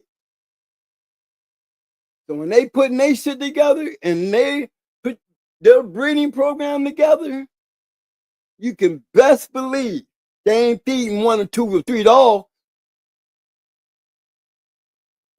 You can best believe that. And I'm pretty damn sure anybody know this, from horses to dogs. We don't breed shit if we're in a competing sport unless we breeding something that's competitive. You understand that part? If there's no restriction to stopping me from doing what I want to do, and I'm racing horses, I bet you I'm not breeding no damn horse to no goddamn great dog, no great horse because of a pedigree. I'm breeding to that horse because he's a winner. These guys are breeding to these dogs because they're trying to get winners. I've come way back here just to take y'all all the way back to the front. Take you all the way back to where I started. Like I said, James Edwards gave me she wasn't my first because we got Blood and Judo first. But Solo was the second dog that I got from him. The third dog. I got Bruiser, then we got, Smeller was number 1, and then Blood was number 2. Yep, Bruiser was number 1, and then Blood was number 2. Solo was number 3, and then we went and got BA. But those were the 4 dogs that we had got between Atlas and James Edwards. Solo was a one-time winner. A small little red brindle bitch. Little red brindle bitch. Little Posse Buster was a producer. She looked like he was producing better than Bully's son. I don't hear too many people know that.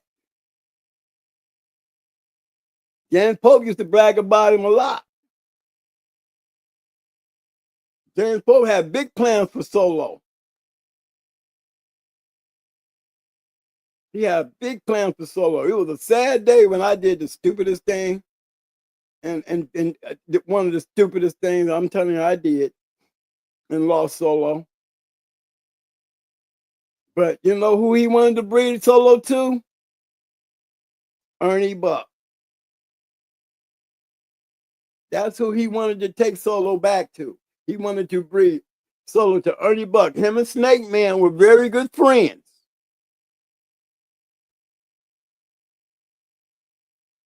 James Pope and Snake Man were very good friends, just like Mr. Abernathy was good friends with Pope. Pope used to be in the Sporting Dog Journal. He used to be an editor. He used to write stories. They used to call him the Buckeye Man. I didn't know all that.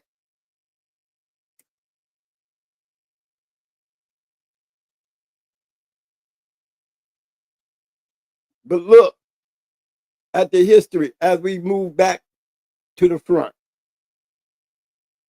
You know, it's just funny how all this shit just starts coming together. You know, even back then when I'm just a younger, wild ass little Marine, ain't looking at the significance and not understanding what I had in my lap.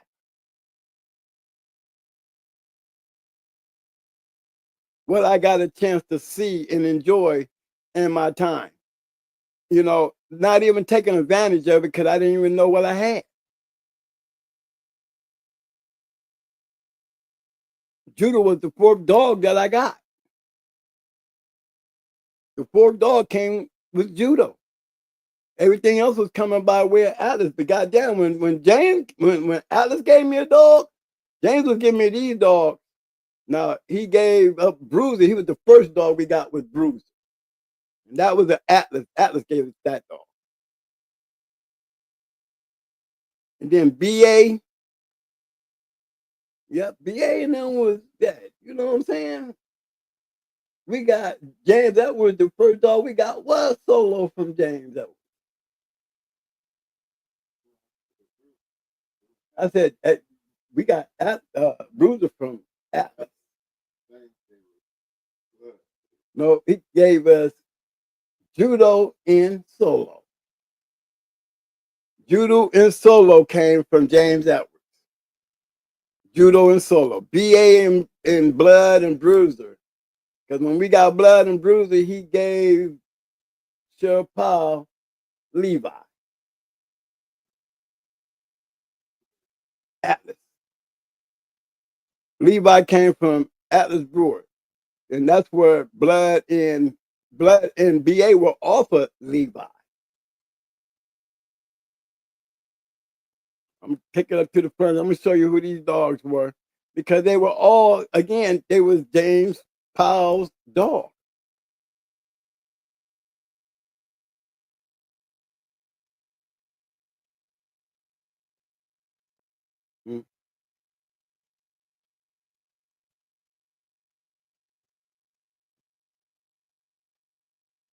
I'm taking it all the way back to Tornado.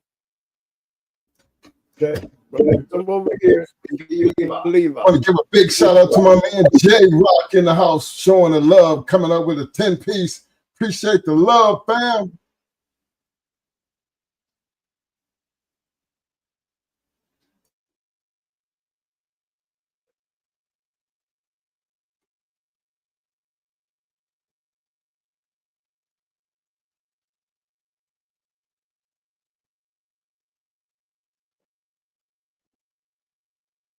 I probably can pick it up right here. Let me see if I can get it from this one. There go Levi. Remember, there go Triplet. Well, I can go pick up blood in them.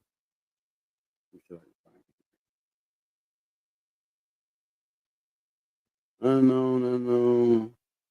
Roll.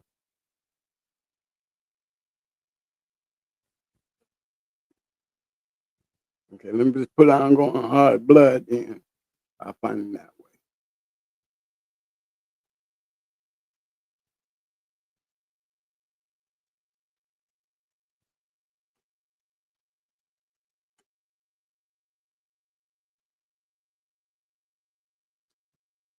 I don't see him there.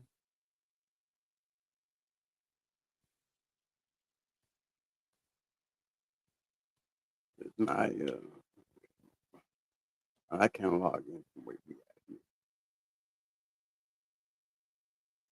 Let me just put it here like this.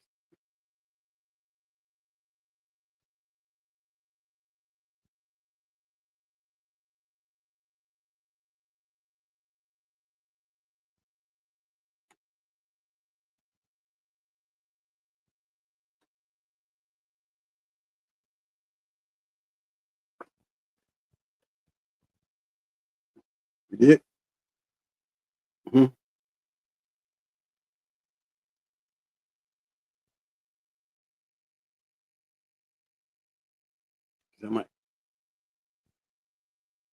You did see it?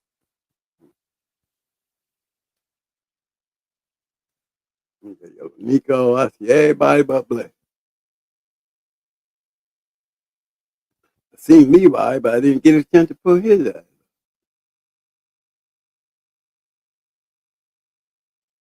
Oh, he's going hard stuff. Pages. Let me see if I can put pairs.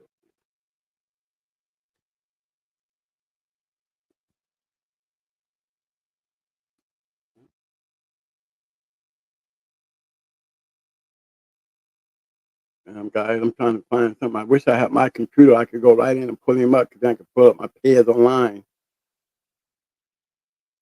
Take it down through there.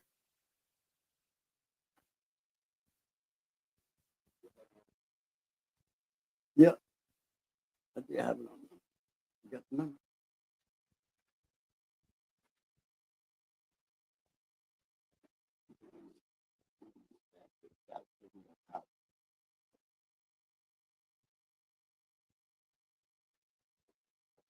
Hold on, gentlemen. Give me a. Uh-oh. Something. I hear music. That's you.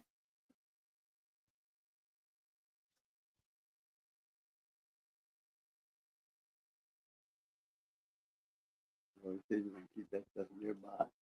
Can't get it when you need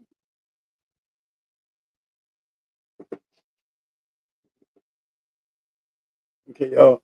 Hey, Mike, he's gonna look to see if he can find it.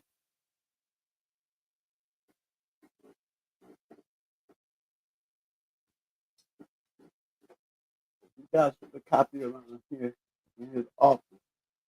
That's the bad thing about business office. When you got business papers, you're looking for something, you know, nothing to do with the business.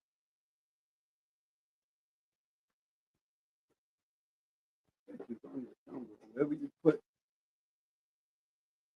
the boys pedigree,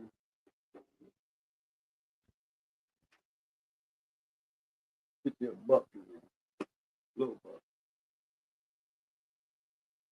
Storage place somewhere. You sure they ain't over there, Mike?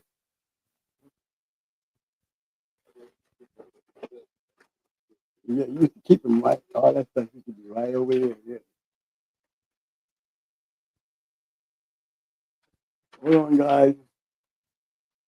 He's looking hard. Well, I think anybody else. You ready? Try BA.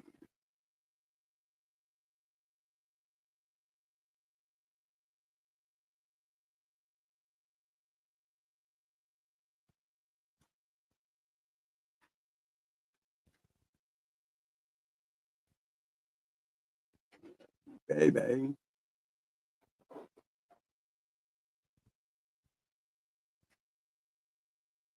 Anything else going on?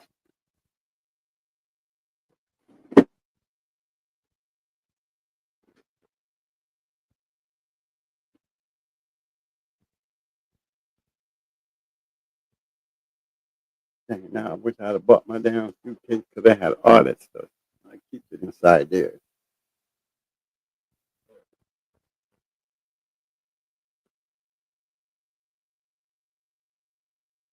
Okay. Yeah. I can get up. See if I can get up on my phone right quick. I get you. Hold on, guys. Let me do this right quick for y'all. It's throwing me off.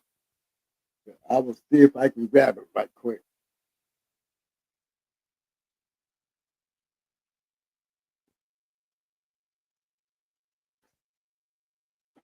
Back here to the tornado. Sit on here for a minute.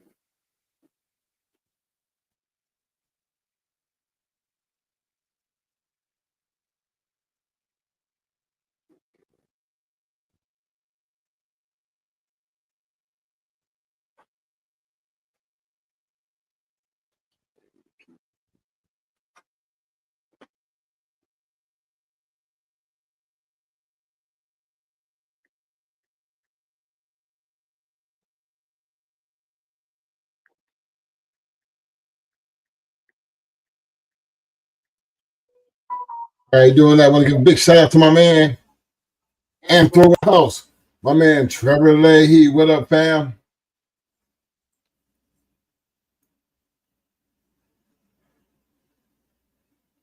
I'm checking out some of you guys. Big shout out to the Insane Honey Badger. What up, fam?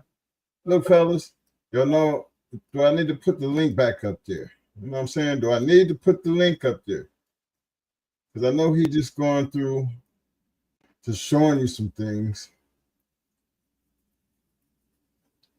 And I'm hoping y'all catching out where we're coming from on this matter.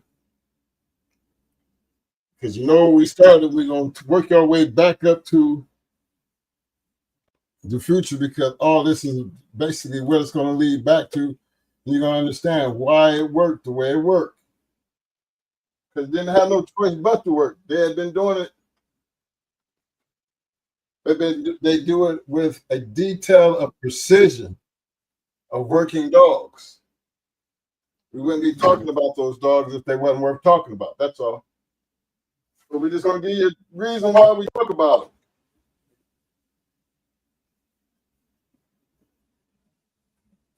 Pull this pedigree up. Now change it over. I got the number. Yes, I have the number.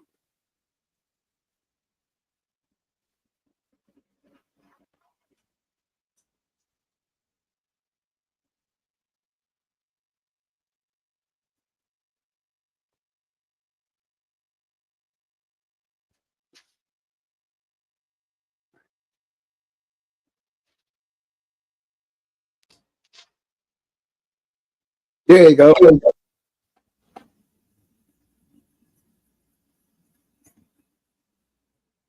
That's blood. There's Leroy. Remember I told you we went, I went to Mr. Triple's yard and I saw you at the end.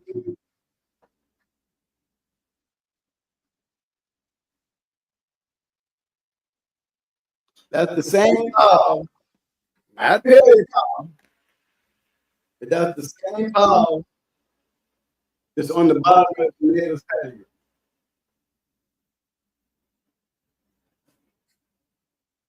He was actually sending puppies. He had made some breedings with this dog that we had sent up to Pittsburgh. He sent some of those dogs up to Pittsburgh.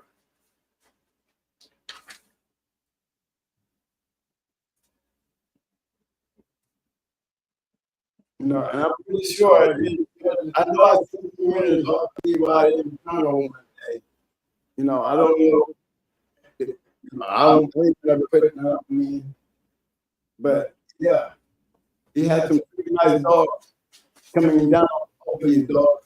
Levi, I'm pretty sure it was after breeding before he got it, because we didn't even have him. We had him 6 months. And he had died. But this is the dog that we had got. The power had. And when he got him, we got blood.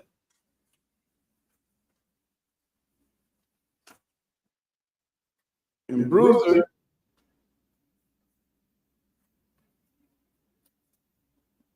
let me go back to Bruiser out here.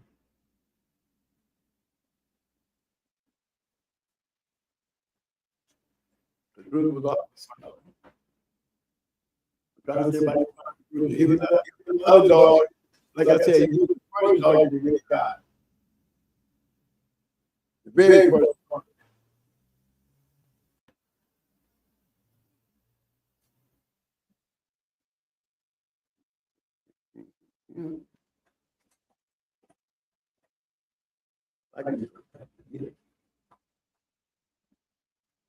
Let me get back to right quick if I get too far ahead of myself.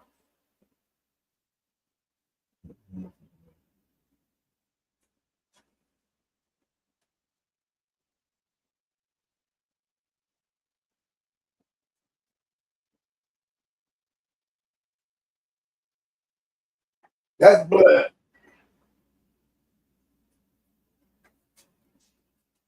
Like I said, Paul had Levi came from Atlas. Atlas gave him Levi. So this breeding off of Levi in Gypsy, I'm almost positive that Dan didn't breed because we did not get the puppy, Bloodline were puppies when we got them, and we got him the same time that Paul had got Levi.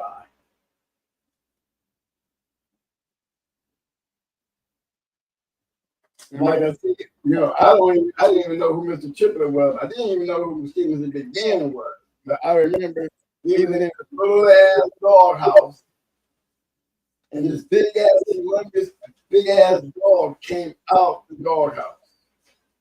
He said, "This was Stevenson's Big Ben." I didn't know who Stevenson's Big Ben was.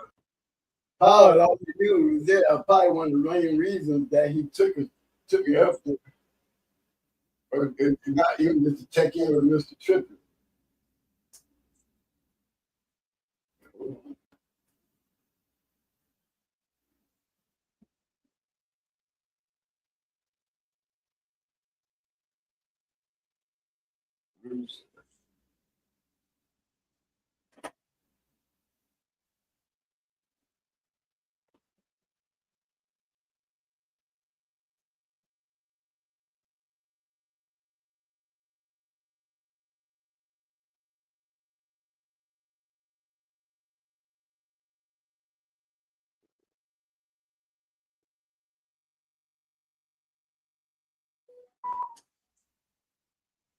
There you go.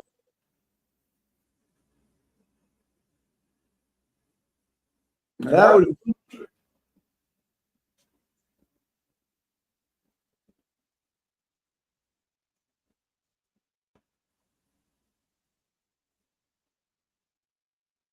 Bruiser Honeybuncch.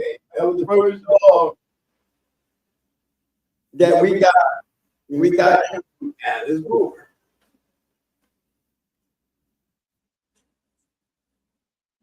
Even then, look at the pedigree, y'all.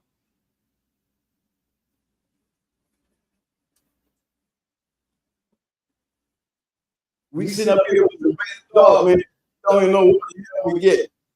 But I swear to God, everything we got from them dudes, we was smashing they shit. We was dog-headed. We ain't the one fighting. But we was definitely getting sucked into this dog shit. Literally. And I think we were following good him because we were the black guys. So that means, I guess they figured we go down there and just be like the black guys. We ain't down there in Carolina. But then there wasn't enough black guys that really on the dogs that wasn't scared of Paul and his dog. I don't know how the gangs in them really had black guys really coming to their outside the shelter because I never knew no other black guys that could go out there. I could go out and sit around and hang out with them. For sure. I mean, you when we got solo, I told you, stand up with his covered ears, right there. He bleeding all over that. Just doing the box. Come on, y'all. We're gonna walk, and I'm gonna put some sticks on the grill and just let her bleed out. But I'm like, she ain't gonna die. And then, no, she gonna be all right. Gotta pull the ears.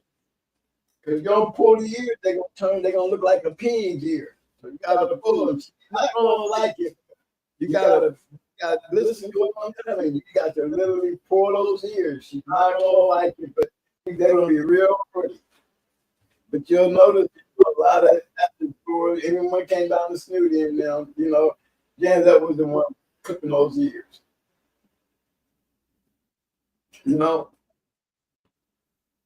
This was one of them. And all these dogs you got, man, we would definitely get the name down in that area. One of the others, we didn't know it wasn't no champion, or they were calling champions or nothing like that. Somebody said they had one of them. You better believe I was not afraid to call us. He was not afraid to call us. And we was young, we was dog head. We snatched up the land over there. He told us we had to wait. They call it contract. They had contract matches back then. They call them contract. You had to do 4 weeks out, make a date, 4 weeks we had to go do so. As I was born, they was probably already halfway through a T. You know what I mean? But yeah, these are the kind of dogs that we was getting from these dudes.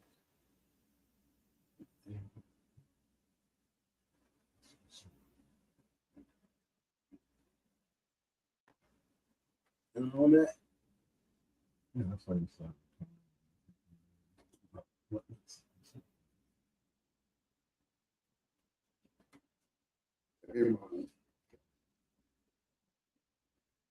Go to the next one.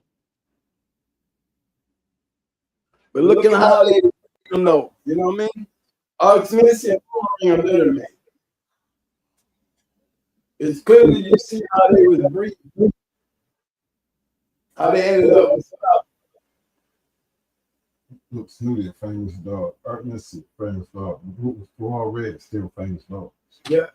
Snooty, famous dog. This All Red, famous dog. And he's a Kenzie Woods dog. I don't meet Kenzie Woods until I hook up with Pope. I don't even know who Woods is. We didn't get the dog from Woods. We got the dogs from Atlas and James Albert. So, we don't even know who Kenzie Woods is. I gave Pope APBT'S to me out of these dogs. Yeah, we had APBT'S on every single one of these dogs that they gave us.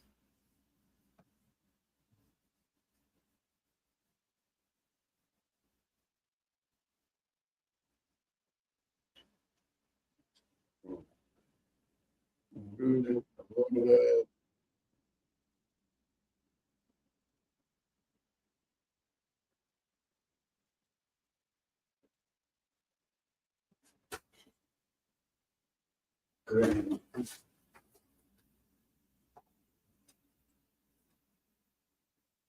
Hold up, guys. I got to pull up the spot. I just off away from here.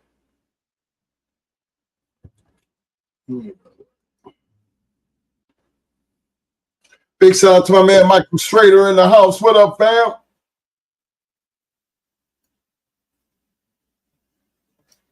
Let me see here. It's getting a lot of feedback. Let me see.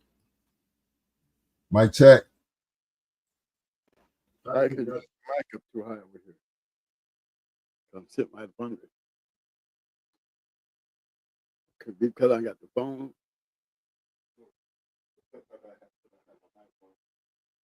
Okay, y'all guys got me now. Here's the other one that we got. We always talked about judo, But as you can tell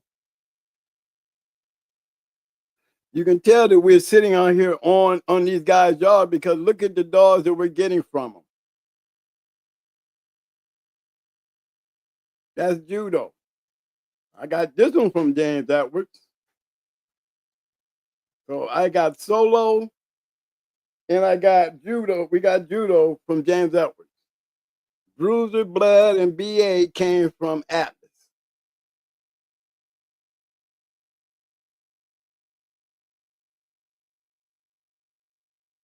You know, Blood and Judo were the first dogs that we took up into Ohio and won with. You know, Solo won her first in Ohio.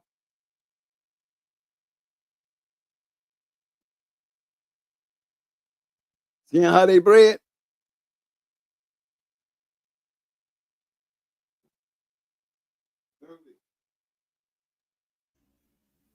Snooty was one of them great bloodlines. You look back in this Snooty, you look at the Butcher Boy, Carver's Pistol, all of the Molly B. One thing I learned about them, I started figuring this part out about them. They all kept going back. Remember, they were talking all that good stuff about, remember Stephen the Big Ben? I don't know who Stephen the Big Ben is. But I know this much. They kept taking us back to these dogs. They go to another Hetrick dog. There's the Heinzels. I started getting attached to these dogs right here. These are the dogs that Pope used to teach me how to read pedigrees. He used Floyd Boudreaux. He kept sending me down the Floyd Boudreaux world because Floyd Boudreaux, all his shit kept going back to DIBO. You know, I never really got too much further until I learned a little more that I got beyond DIBO. But I kept going back to DIBO in all these pedigrees. So I started believing what they were saying was true. In my early years, I thought every pit bull that was a pit bull came off of DIBO. Because they say DIBO was in damn near every pit bull of the moderate pit bull era. That's what Richard Stratton said. Yeah, I was reading the book. And all these DIBO, I knew about Arizona Pete Bennett's litter mate. You know, I didn't really catch on and really know too much about them. Except I was amazed of all these dogs that was coming down off of DIBO. And Lord knows when I got my hand on my first journal, that 1972 journal that had Jeep and all those dogs in it, you know, there was no such thing as PEDs online back then. You know?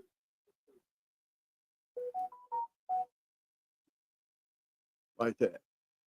This is Eli.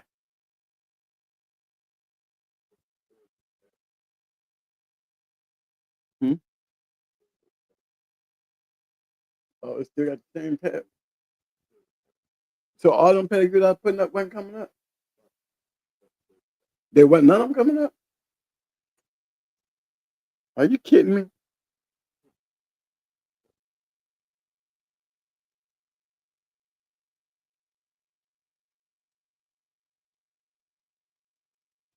Okay.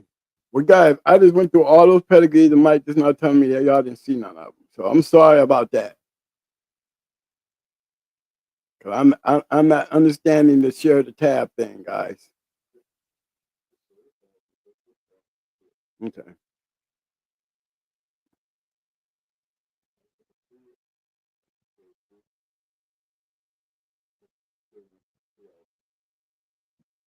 Did they?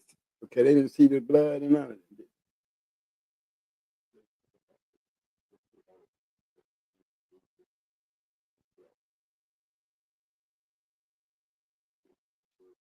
Oh, okay. So long as they can see shit. Okay, I see what you're saying. So they seen Molly and all them. The only one that I missed was the new one that I put up, right? Okay, got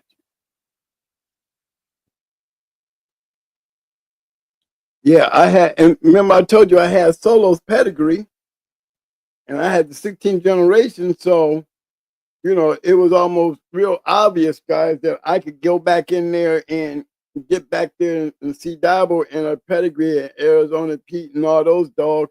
And so that's what I started with, guys. I never went beyond DIBO in my earlier years. So I always stuck with the DIBO. So it was like when I got into Dusty and Rascal and those dogs, remember I'm going through Pope. So now I'm staying with the dogs that I had, but I'm on a whole new thing now because I'm not in North Carolina. Now I got dogs coming from Pope. So that's what took me into the Rascal. Yeah, I can accept the Rascal stuff because I'm already dealing with Boudreaux. I could accept the Ratchet stuff because I'm already messing around with Boudreaux. I could go for the triple bred Jeep, bitch, which Pope got me, you know, because I'm fucking with Boudreaux dogs. You know what I mean? The Eli dogs, the DIBO dogs. That's what I used to call them, DIBO dogs. Because these are DIBO dogs.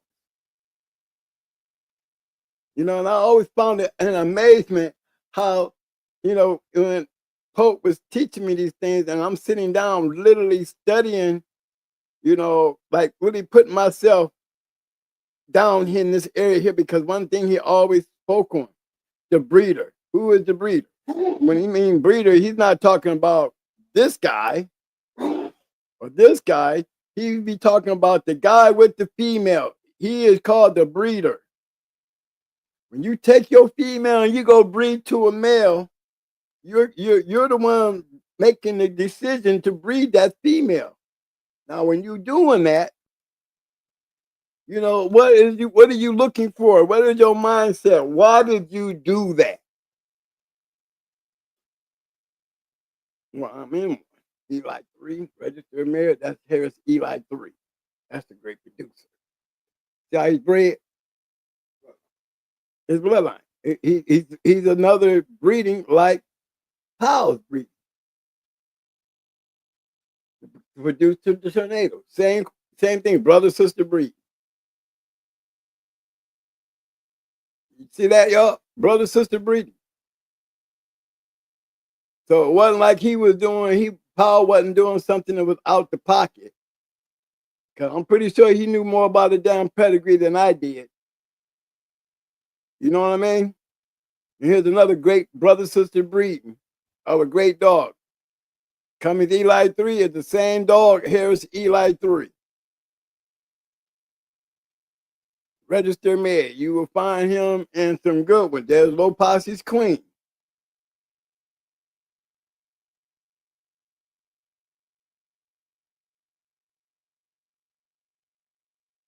A lot of good dogs out there. No, that's not the same Harris Eli 3. This is coming Eli 3 because Harris Eli 3 did not produce.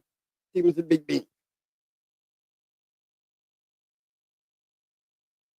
There go Big Ben.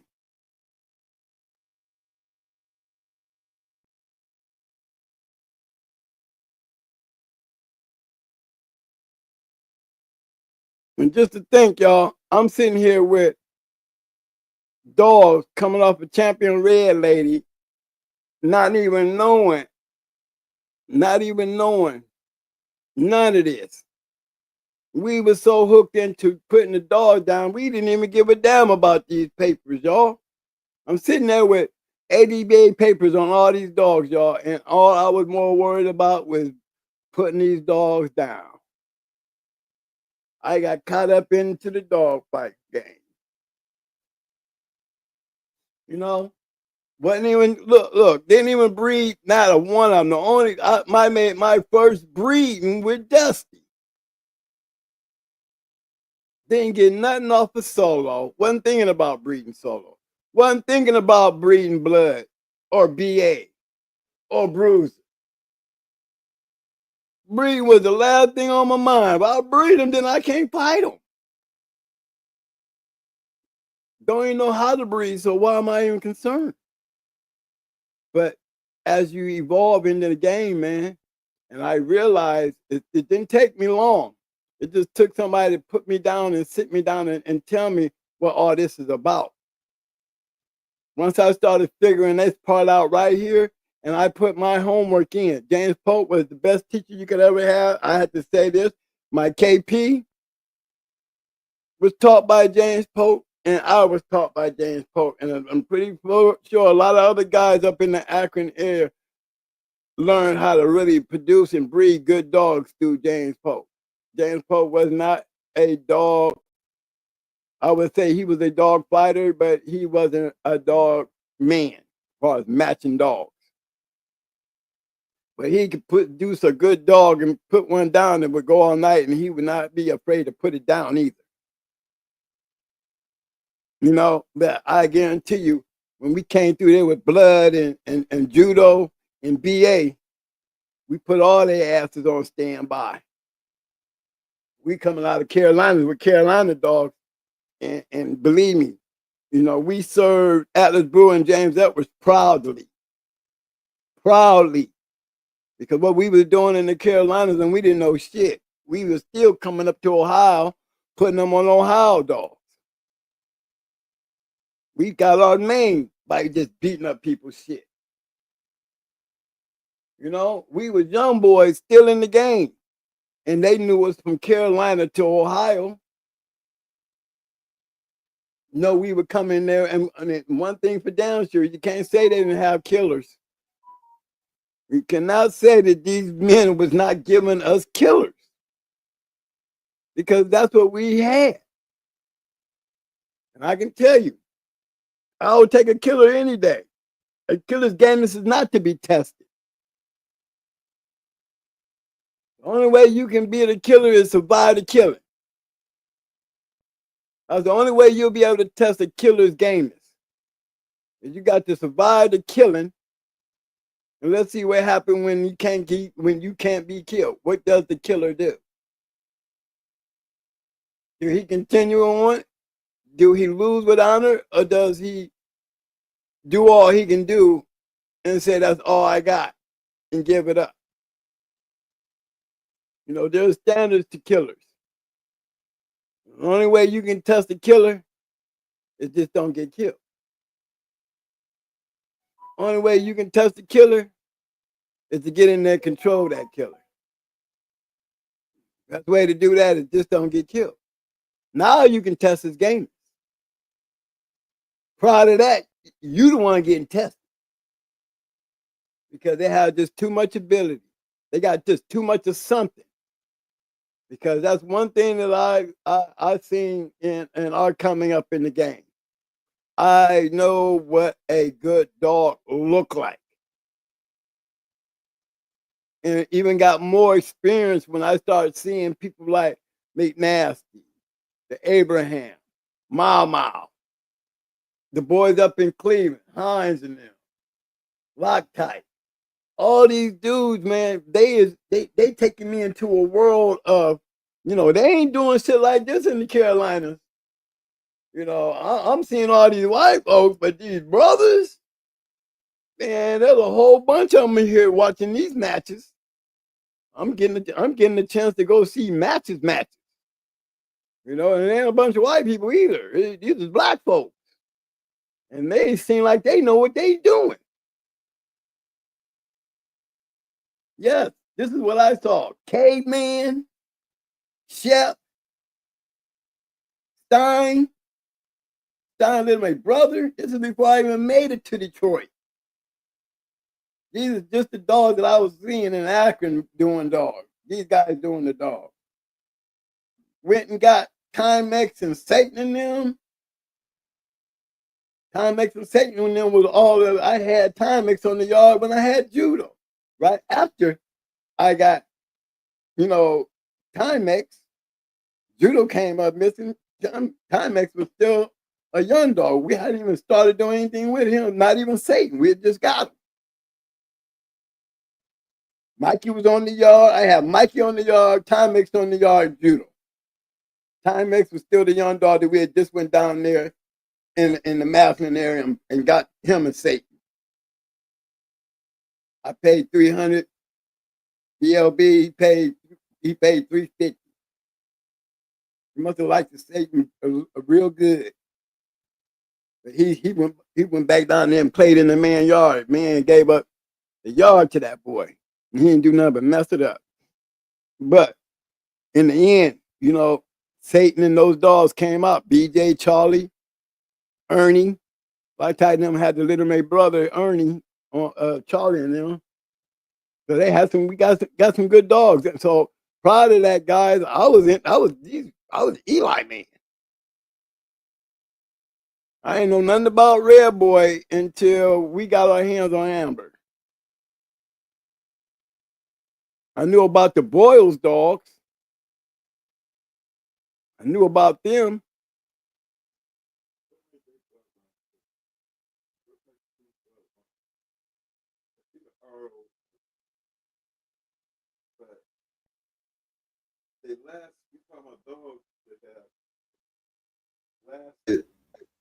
Down years.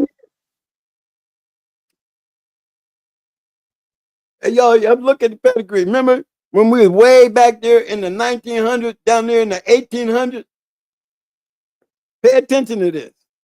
This is a good point I'm going to make. Remember, we just was way back there in the 1900s, beginning of the 1900s. Remember what those pedigrees looked like. You seen a formula back then. Look at these dogs right here. Look at the dogs I've been showing you. What is the concept that they all had in common?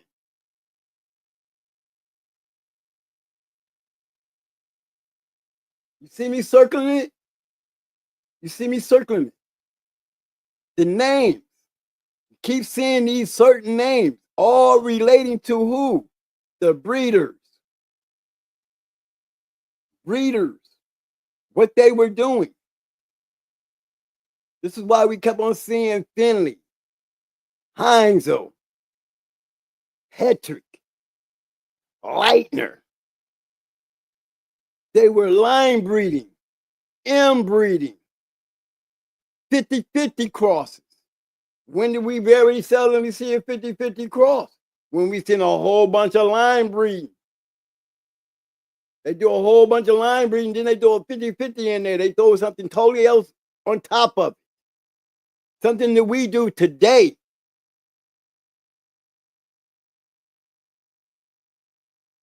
This is how the pit bull game evolved. If ain't nobody taught you anything, they taught you the understanding of producing good dogs. We don't even have a room to talk about the bullshit because they're not worth talking about. So why would I want to see a bullshit ass dog's pedigree? You know what I mean? It could be bred good as hell, but if it's some bullshit, what does it mean? Show me some shit that's working. I don't want to adore his pedigree because he got a pretty pedigree. I want to adore his pedigree because he stands by his pedigree. You understand what I'm saying? Shit, I don't have a dog on my yard just because he come off a great dog. That don't mean shit if he ain't doing what the great dog did. And in the Carolinas, the more dogs you won, we was going into, the more you won. When I took the same fucking attitude when I got up to Akron. When I got back home. What the hell am I doing going out to Puerto Rico with going into a 4-time with a dog coming out for the first time? I had the same mentality I had in North Carolina when they were talking about I a 3-time winner. Don't give a damn. It didn't mean shit to me. Well, I got a dog. My dog don't know that. If you knew Benny Choke, you would understand why we did not hesitate to go into a 3-time winner. That means he just won 3 more than we did. I mean, he's better than us. Let's find out. And they weren't. Bruiser was taking off heads. Blood was taking our head. Them were the first real bulldogs we got before Judo popped up, and then Judo was another badass dog. Then we got Solo. Everything that we got out of North Carolina was some badasses. And we know why by looking at the pedigree. Let's not forget the bitch we started the whole show off with.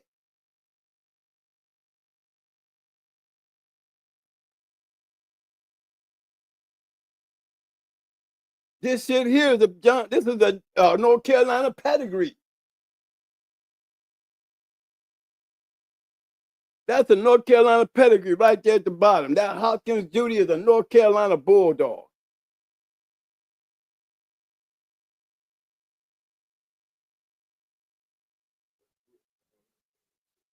Look, same thing we messing with the Eli stuff. Same stuff. Same stuff. Created this bitch here that we was doing way back here.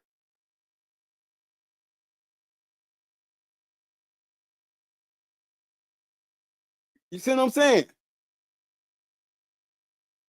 We sitting there with these dogs, but at the same time we messing with these dogs, we sitting here with these dogs. Right here. Same guy. Same guy who had Levi. Who had Levi. How's Levi? Blood and them daddy. Same guy. And the thing, all these years later, I can go back into this game and look back and see and know who he is. And I wonder if, because he died. He lost a lot. A lot of people sit there and say that we destroyed his life. He should have never hooked up with us. But we didn't kill him. You are who you are. We're young. We're in the streets. He's a sheriff. He's a mentor, but you can't take the Pittsburgh out of a Pittsburgh brother down in North Carolina. And he just the route that he took. But as a dog man, thank God for James Powell. Thank God for James Powell, who knew who we were by the kind of people we were. Knowing that we was from up north, probably proud of us because, he down here in this country ass place. He see these city boys coming down here clowning. You know what I mean? And he took and gave us something to really, really put our work into. You know what I mean? And did it make us behave? Yeah, because when you're doing dogs, you got something you're responsible for. Did it change us a little bit? Yeah, it changed us a lot because now we're not exerting our energy into the street like we were. We could be in a club and you know how brothers be. You always got that group of brothers out there that come in there, trying to shine over everybody. They probably got a little pack there with them and shit, being intimidating. But we was the kind of guys that, at 2 o'clock, we looking for those intimidators. I mean, it's getting close to time to go home, and we start acting up. We used to act up. That's all. We got partners that got shot in the face, and people that done dropped guns and got picked up. You shouldn't have bought it out and got killed for it. There's a lot of things going on down there in the Carolinas when he was there. Those pit bulls, yeah, they settled me down. It wasn't just the dog training because I'm training dogs to protect. Ain't nobody trying to fight with us when we got all these damn dogs and guns too. We got big respect. I'm telling you, Benny Choke could have ran for the goddamn mayor of Kinston at one point.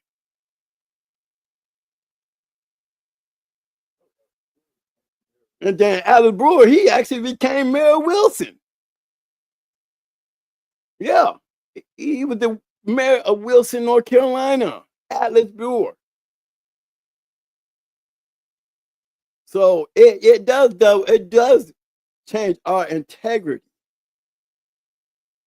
You know, I started being more focused on the amazement of how tough these dogs were. You know, how tough. And they didn't do no more because Frank Bunch and Sam, you'll find Sam in Pretty Mama's, you'll find Frank Bunch in Pretty Mama's pedigree, where he took and he bred Priscilla. You know, I think he bred Priscilla to Art.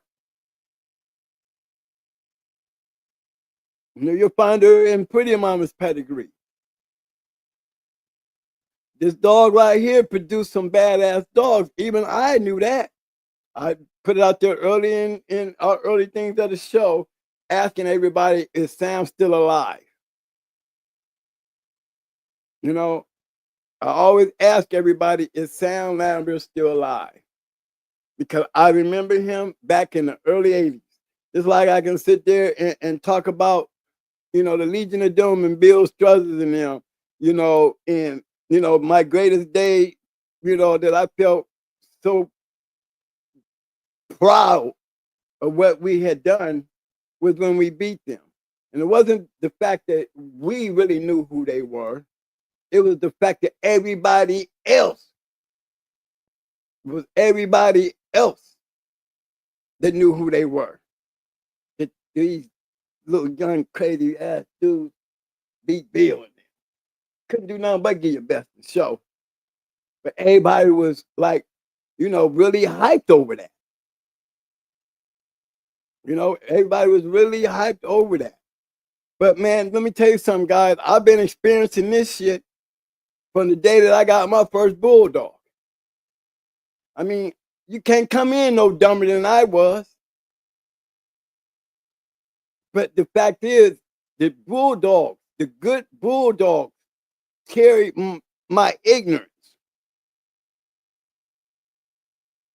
They carried my ignorance. I could have been a far better dog man, really, if I had knew what I had back then. You know what I'm saying? Me being a better dog man didn't have nothing to do with the dogs. The dogs was already better than I was. Because look who I was getting them from. Everybody has a mentor.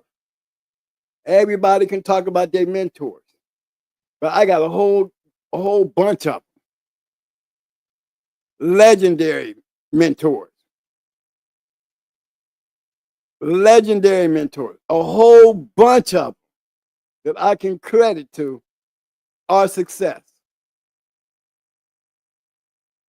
And the first one would have to be Sheriff Pop. In that pedigree right there. He's the first. He's legendary. He will always be legendary, regardless of how he turned out and what happened to him. One thing about the dog game, the man who picked me up off the street and took me and brought me into the dog game got a 10-time winner out here. Double grand champion. And it would be historically embedded into the dog game. The very same man that stopped me and changed me from attack dogs to fighting dogs. You know what I'm saying, fellas? And the other one would be James Pope, the JP's. JP Kobe, James Pope, James Powell. They ring together to me because they made me. I look at all these pedigrees and I go back to JP, Kobe, everywhere, from my REDBOY to my Lightner, you know what I'm saying? To my Jeeps, to my Bolios. Come on now. One of the most fortunate dog, man, when I sit back and look at it and tell y'all these stories, I'm telling you, I had to be one of the most fortunate dog men to stumble upon this game and the people that I have had to encounter with. I came in here a dummy and came out a smart, badass dude. Never, ever reached the pinnacle that none of my mentors got. I never got to that pinnacle, y'all. I never made it. I can never say I was great as hardcore. I can never say that I was greater than Atlas or James Edwards or Mile Mile or Behind or Loctite or Abraham or McNasty. I ain't never gonna tell y'all that I was better than them or I was good as them because I don't even believe that shit. So I wouldn't try to tell y'all that either. I've seen some of the greatest ones. Suburbanite Paul, Big Ralph, Two Colors, you know, Westside Hoorah. I mean, there's so many of them. The Boot Camp Clique. Man, I've been in touch with all of them. Backstreet, all of them. Deep South, SDP, Proset, Super Kennels, Mad. Come on, man. I ain't nowhere in them rankings. Nowhere. I can tell you this, though. When you've been around so much greatness, ain't no way in the hell was I supposed to fail. Why we can still sit here and talk about it and still be worthy of talking about it. Because we had some badass shit. Yes, we did. And I can just tell you, I must have been one of the luckiest guys in the dog game. Who would ever thought that I would have ran into Mayday, literally ran into Mayday, doing what I've been doing from the day that goddamn James Powell picked me up off the street and took me up to Alice Brewer and James Edwards. Getting around. Getting around. No, I wasn't no local boy getting around. Me or my KP. You know, we got out and looked around. We got out and went to shows. We got out and wanted to be just as good as everybody else.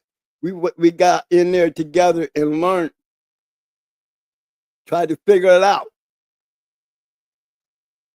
Tried to figure out what they were doing and trying to use it for our effort. And our effort was paying off because we started understanding. You know, I learned how to fight. Then I learned how to breathe. You know, and everything that I'm showing y'all is our history. Yeah, I gotta share this tab. Make sure y'all back. I'm back. Okay, this is what I'm talking about. Everything that I've done, all started off with this guy right here. If don't be for this guy here, I wouldn't know who Sam was. If don't be for this guy here, I wouldn't have never knew who Frank Bunch was. And Buns and Company, he was all up in Detroit, from PA to Detroit to Ohio. He was everywhere. When you talk about Sam Lambert, the way Sheriff Powell talked about him, he must have been Sheriff Powell's mentor. Because these was North Carolina dogs. These guys was in PA, Pittsburgh area. What are they doing with a Carolina dog? I'm talking about a guy that I knew, never met him, heard him on the phone, went to the airport to drop dogs off, to send to this guy right here. And now when I look back and I can look at Sheriff Powell, I'm looking at Sheriff Powell sitting up here with one of the greatest dogs pedigree in the 4th generation, with a breeding that we sat there and have a story to tell y'all and be laughing about. The one damn thing about these damn dogs he had, them motherfuckers would eat your ass up if you pissed them off. They would get like, they would be like good dogs until it came down to they want to fight. Then it become dangerous dogs.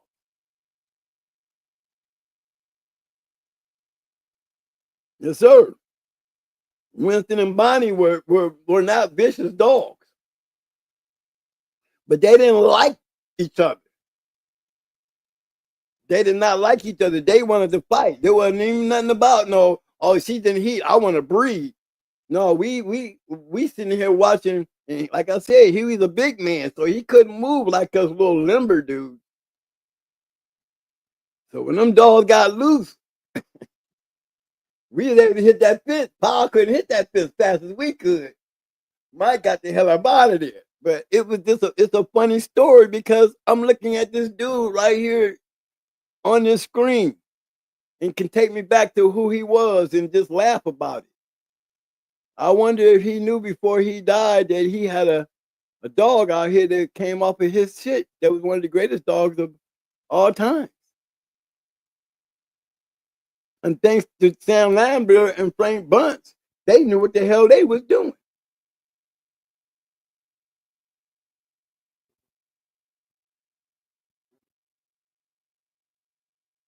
Huh? Yeah. Well, we know how Kenny got it because Hopkins. Kenny Allen got that Hopkins, that stripper bitch. I know I got that stripper bitch because of this shit down here. Because this shit here was very well known up in the PA area.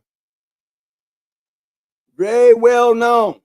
Ain't no way in the hell Frank Bunch would have ever been bothered with if it wasn't badass dog now. Believe that.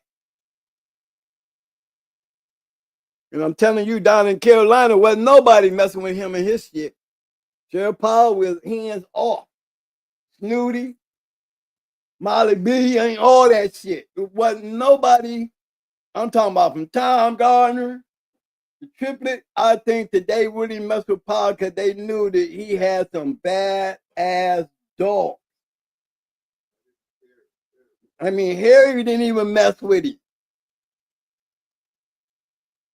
I mean, they didn't even like rolling their dogs with him. He was one of the most hands off. Was he because he was the sheriff? No. Because that was the issue, he would never have been on the yard. No. Everybody was saying that Hetrick TNT shit that Powell had. You know, I knew more about the Hetrick TNT shit before I knew about any other real bloodline. You know, even the name, Hetrick TNT, always kicked at my fancy. You know, like a bomb or some shit. You know, being a jarhead, you know, we like blowing up shit anyway. So, you know, I always had that TNT thought in my mind with that Hetrick TNT. It sounded like some badass shit. Because they treated him like he had some badass shit. And all these years later, we know he had some badass shit. Look, my dogs have beat Divine. We've been into Divine. These were good dogs. Can't take nothing away from them. Look how they bred. But we had never been scared of them. We've never been scared of them. I know we had dogs off of May 2 to beat them, and we had dogs off of Pretty Mama 2 to beat them. Pharaoh, the very dog that you see right there on that screen, right up there with under Mike, GSK Mike, that dog right there in that picture, beat a Divine dog quickly.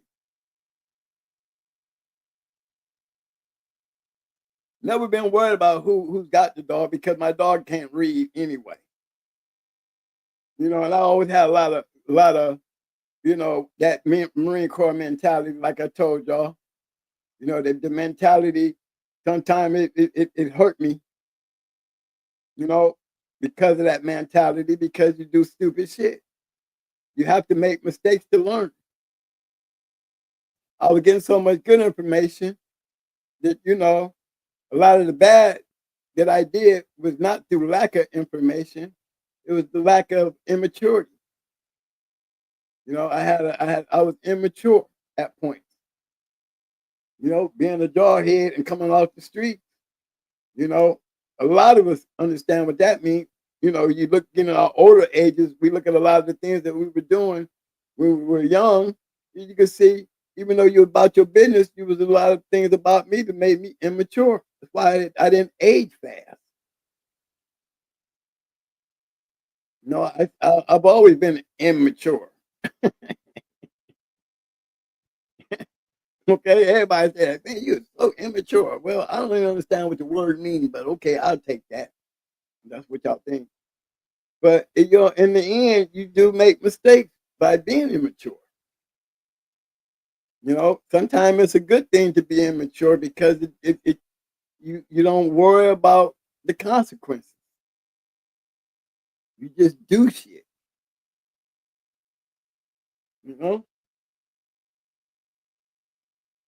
I started off with the legendary stuff. I'm gonna finish right here with the legendary stuff. You know what I mean? Because this dog is a legendary dog. And when I was explaining to you the pedigrees and the breeding, I leave her up there because if you go back and you look, it goes back to DIBO, Kobe, all the great dog, man. We got TNT, Hetrick, everybody in this one dog right here. Very seldom can we do that. She's doing what dogs did way back there in the 1900s. During a time, in her time, we were now getting ready to get arrested and put in jail and dealing with drug dealers and a whole new game now. Now it ain't just the mafia now. Now it's the mafia, you know, then turned black. You know, this dog right here, 110 amongst a world of madness. She ran into great dog men, black and white. You know? That's why she's still sitting up there. You know, and what little bit we can speak on, you know, the biggest part is that bottom. Double Bread Saloon. With all these great dog men all up from here to here. All that stuff. All these great dog men from here to here. Yet it took a special dog right here to complete that task.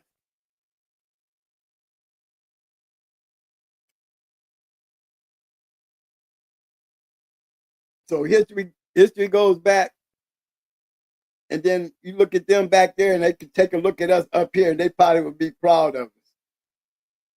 But now we can look back and look up there at y'all and be like, you know,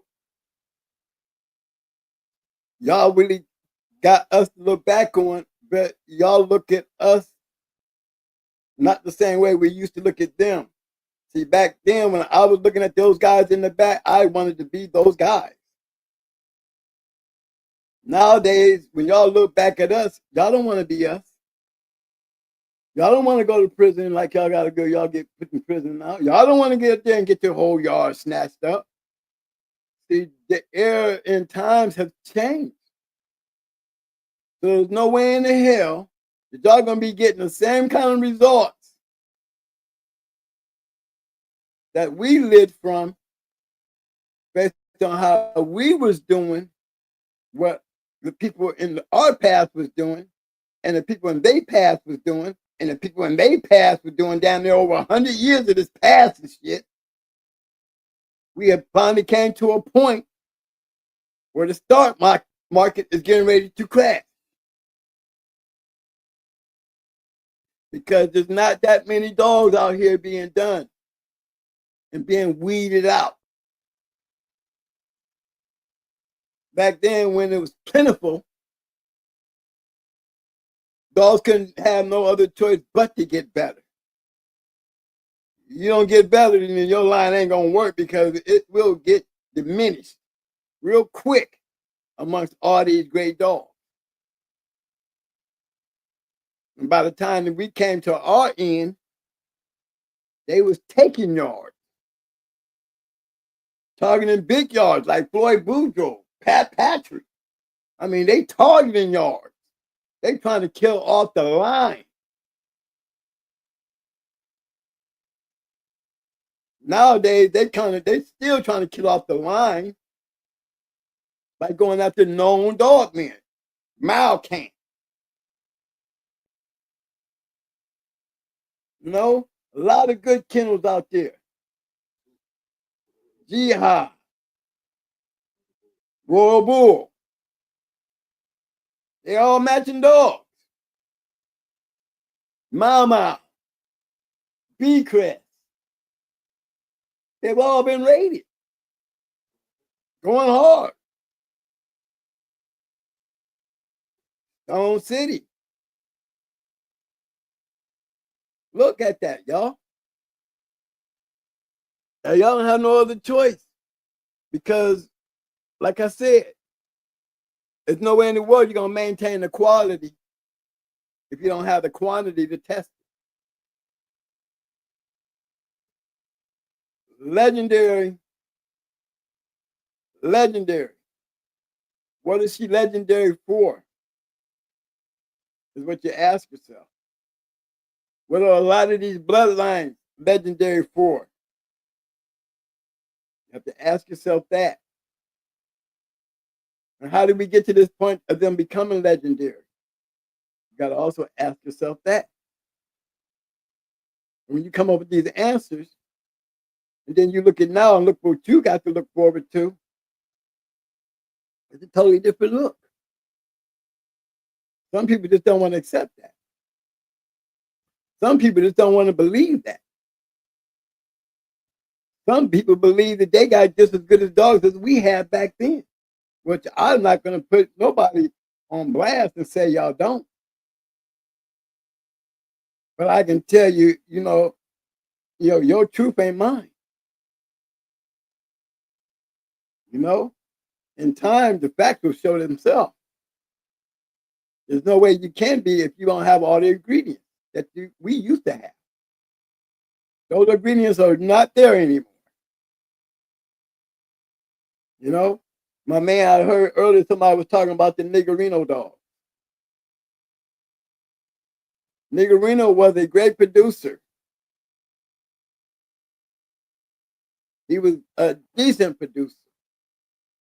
But they never found a niche to Niggerino. They never found a niche that could make Niggerino grand champion art. They never found a niche to make Niggerino Eli Jr. or Wally's bully son or Chinaman. He was better now. He was never that. Same with paddling. Got paddling dogs. We got alligator dogs. All these dogs stream down off of these lines. These very lines that we're sitting here looking at. But where are they now? Diminished. When the last time we had somebody greater than G? When the last time can y'all speak in y'all time that y'all had a dog greater than Frisco, greater than Yellow, greater than Grand Champion Buck, greater than Mayday, greater than Awesome Baby, greater than Honeybunch?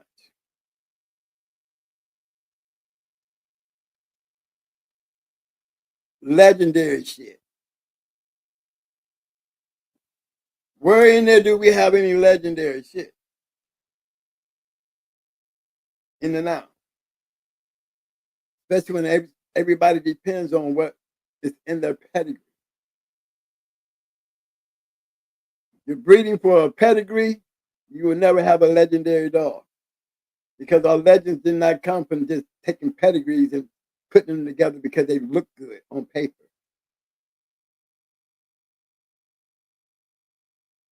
You want a legendary dog, you're going to have to find something else to do other than to fight this damn dog to be legendary.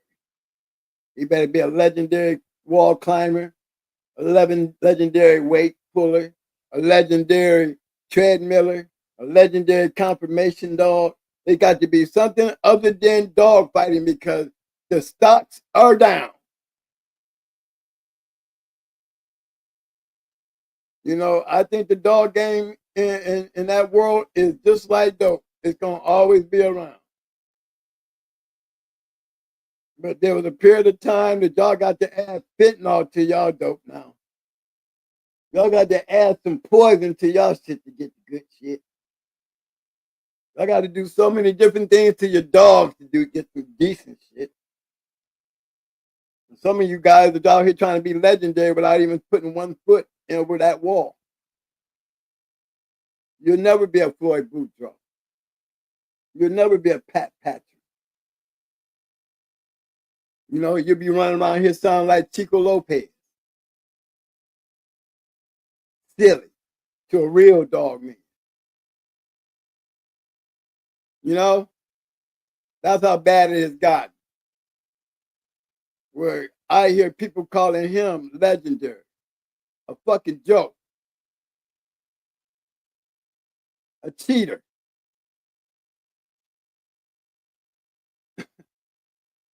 A liar. A fake. You know, he was a dog fighter.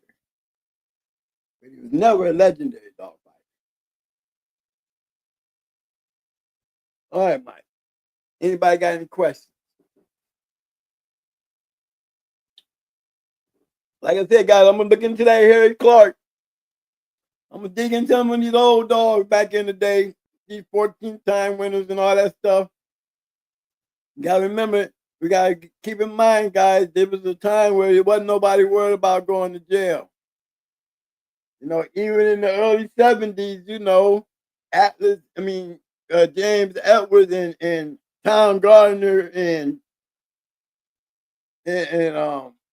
Pat Bill, all of us know what we've all been in trouble. I told you my KP got jammed up at Frank Jacobs' house in a raid in North Carolina.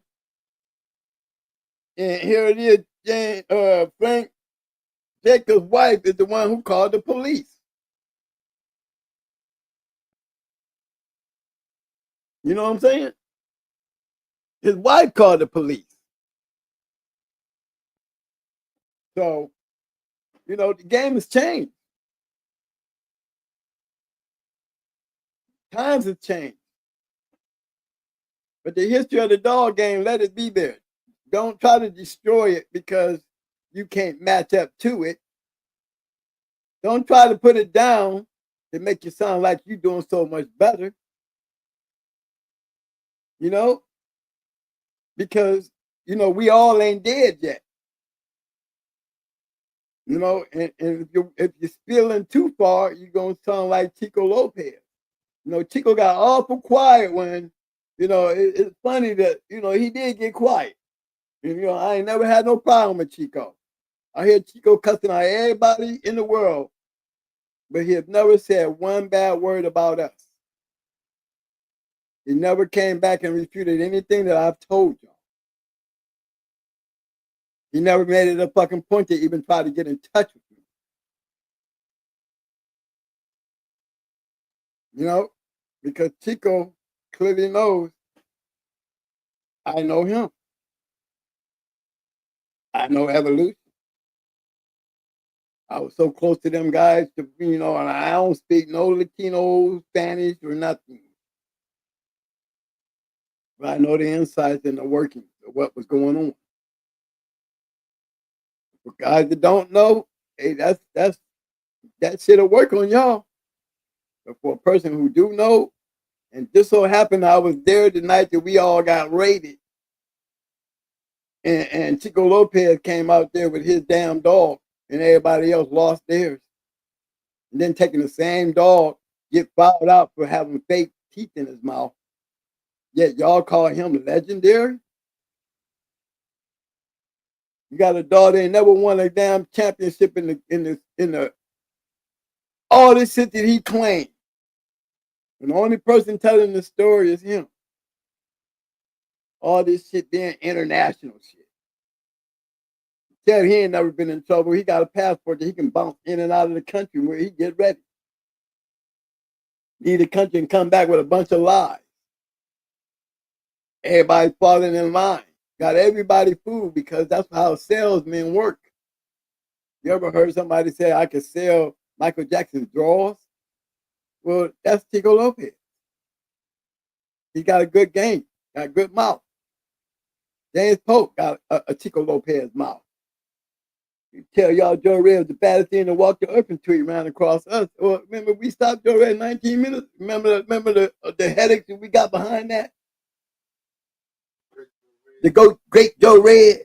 He didn't mention to tell y'all that we stopped his ass. He didn't want that part to come out.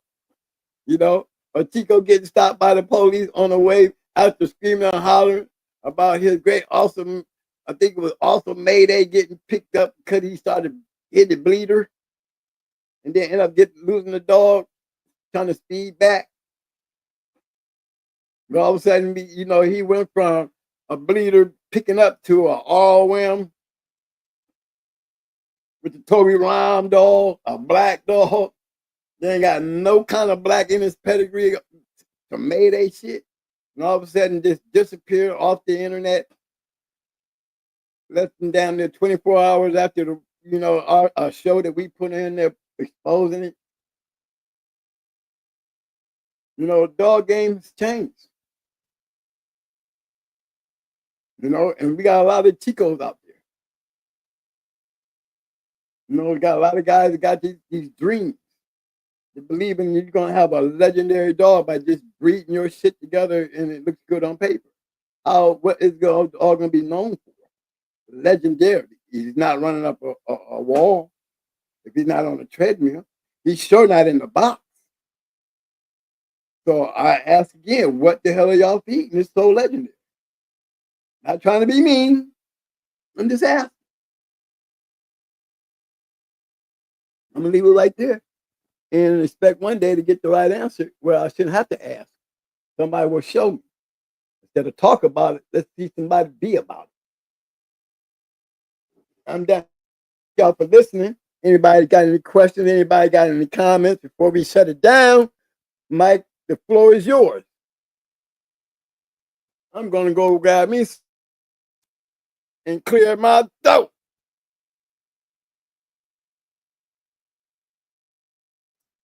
All right, fellas, y'all know what time it is. Now, you know, I'm going to tell you something, man. I don't know why I can't never get nobody to hit that goddamn link. I mean, it is so many. And here, this is the thing that got me tripping. I get around to everybody's show. When it come down to this show over here, everybody want to get motherfucking quiet. You know, but when you're pillow talking, you the baddest. You the baddest. I got more information. You know more about every goddamn thing. But over here, I don't hear a damn. I don't see. Nobody wants to hit that damn link. And that right there bothers me. Makes me not want to do this. Kind of turns me off about even doing this. Because I can go see a whole bunch of people somewhere else with a whole new different conversation, what you had, what you did. But see, I look at that type of shit and I be thinking about how many people is reading what I'm reading and riding with that shit as if you really done something. My thing is to make a lot of us. You know what I mean? Regardless of what you're doing and who you're doing and how you're doing it.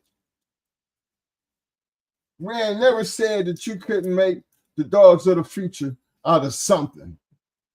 You hear us saying you'll never make the dogs of the future like the dogs of the past because you can't do what we was doing in the past. And until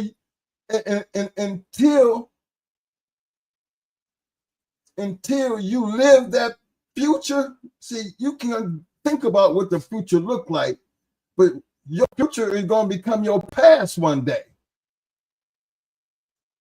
And when that time comes, you'll still have to realize you'll never be able to do what we were able to do back in them days because times have changed.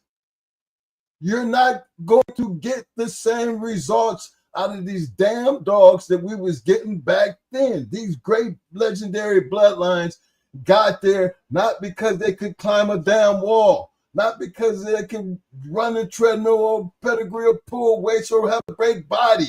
They became the dogs of legendary status. Decades and decades of these dogs, all based on the purpose.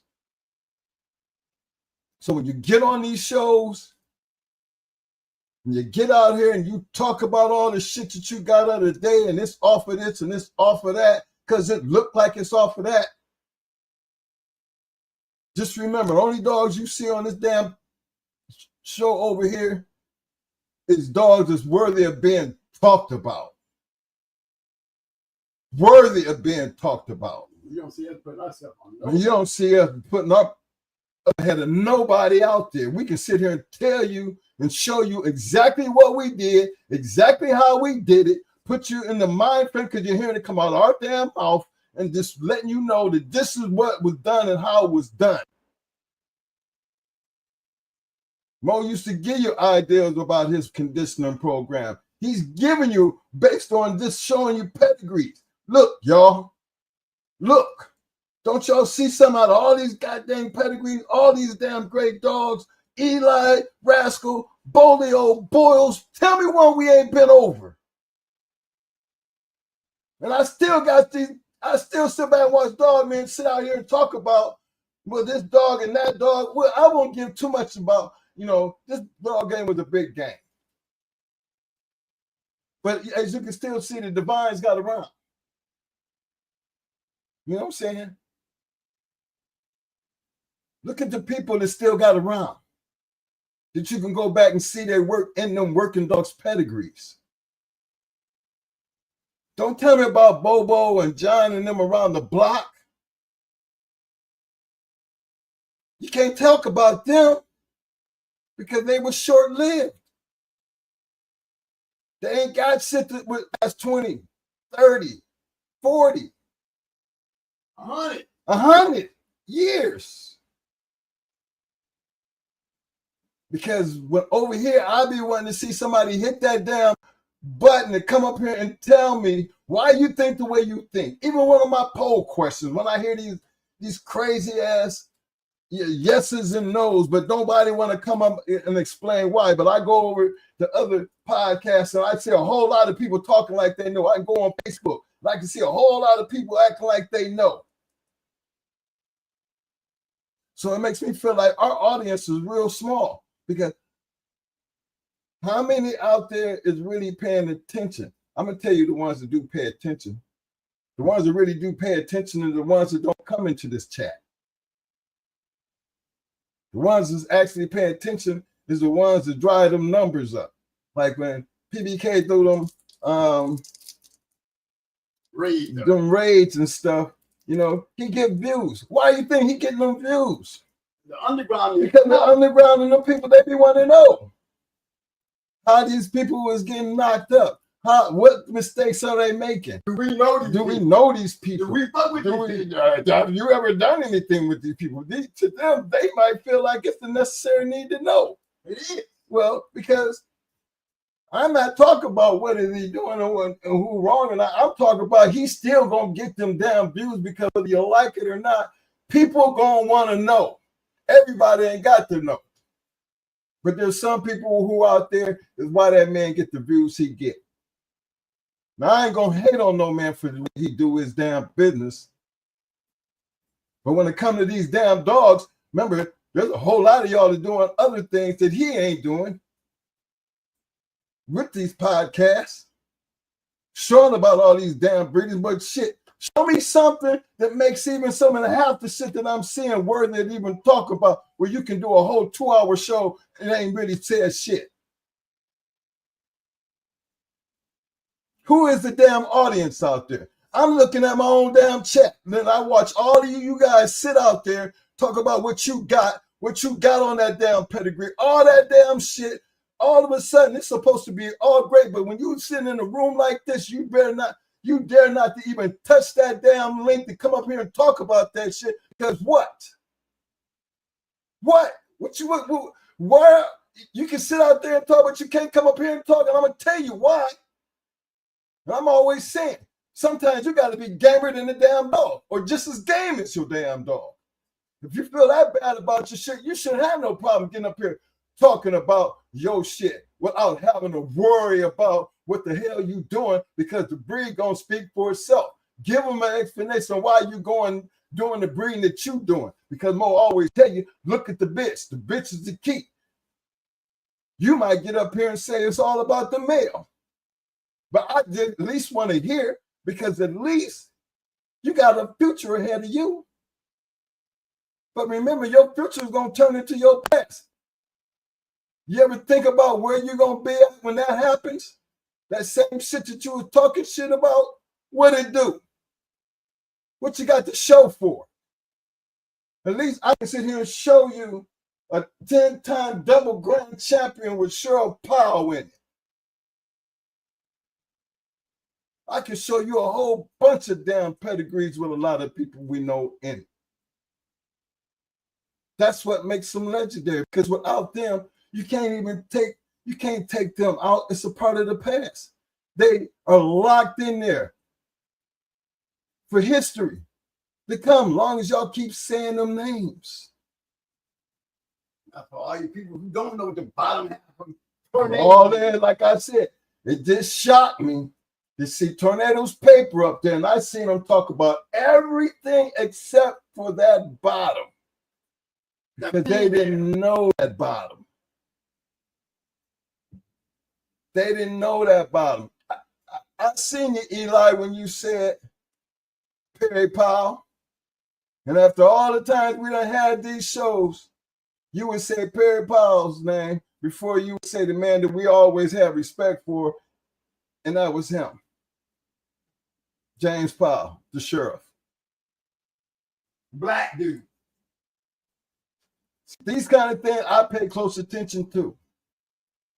These kind of things, the reason we sticking to this pedigree shit and this breeding program and understanding, because this been going on for many, many, many years. And we can just get you to see how and why. And if you go back far enough, you're going to see everybody's carrying something that they're trying to carry forward. When we can go all the way back 10, 20 years and come all the way up 10, 20 years and still see, guess what, fellas? The names has changed, but the ideal and the process, the formula, it stayed the same. Why you still thinking you seeing these ROMs creating ROMs? Champions creating champions. I mean, this has always been the formula. So if you don't have a formula to talk about, one thing Tom Garner can actually do, regardless of what y'all might think and say, the man has a formula based on his breeding program. And he's always going to go back to the history, because there is a history there.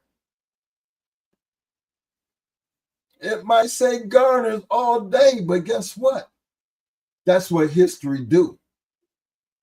You can hate it all you damn want, but the fact is, where you at in history, based on what you doing, where your name at in any of that shit is worthy of talking about in the shit you doing. Do you ever see yourself being one of these men in your future based on the history you do? These things have yet to come for y'all. But you find, I sit here and I watch a lot of y'all have a lot to talk about, but you can't come up here and tell me why you think the way you think. What you see that makes you feel the way you feel. Why did you do that? What about that did you do that for? I seen the papers. I see y'all hitting them links and matching up them damn papers. Don't give two damn cents about the damn dog. And to me, as an old dog man,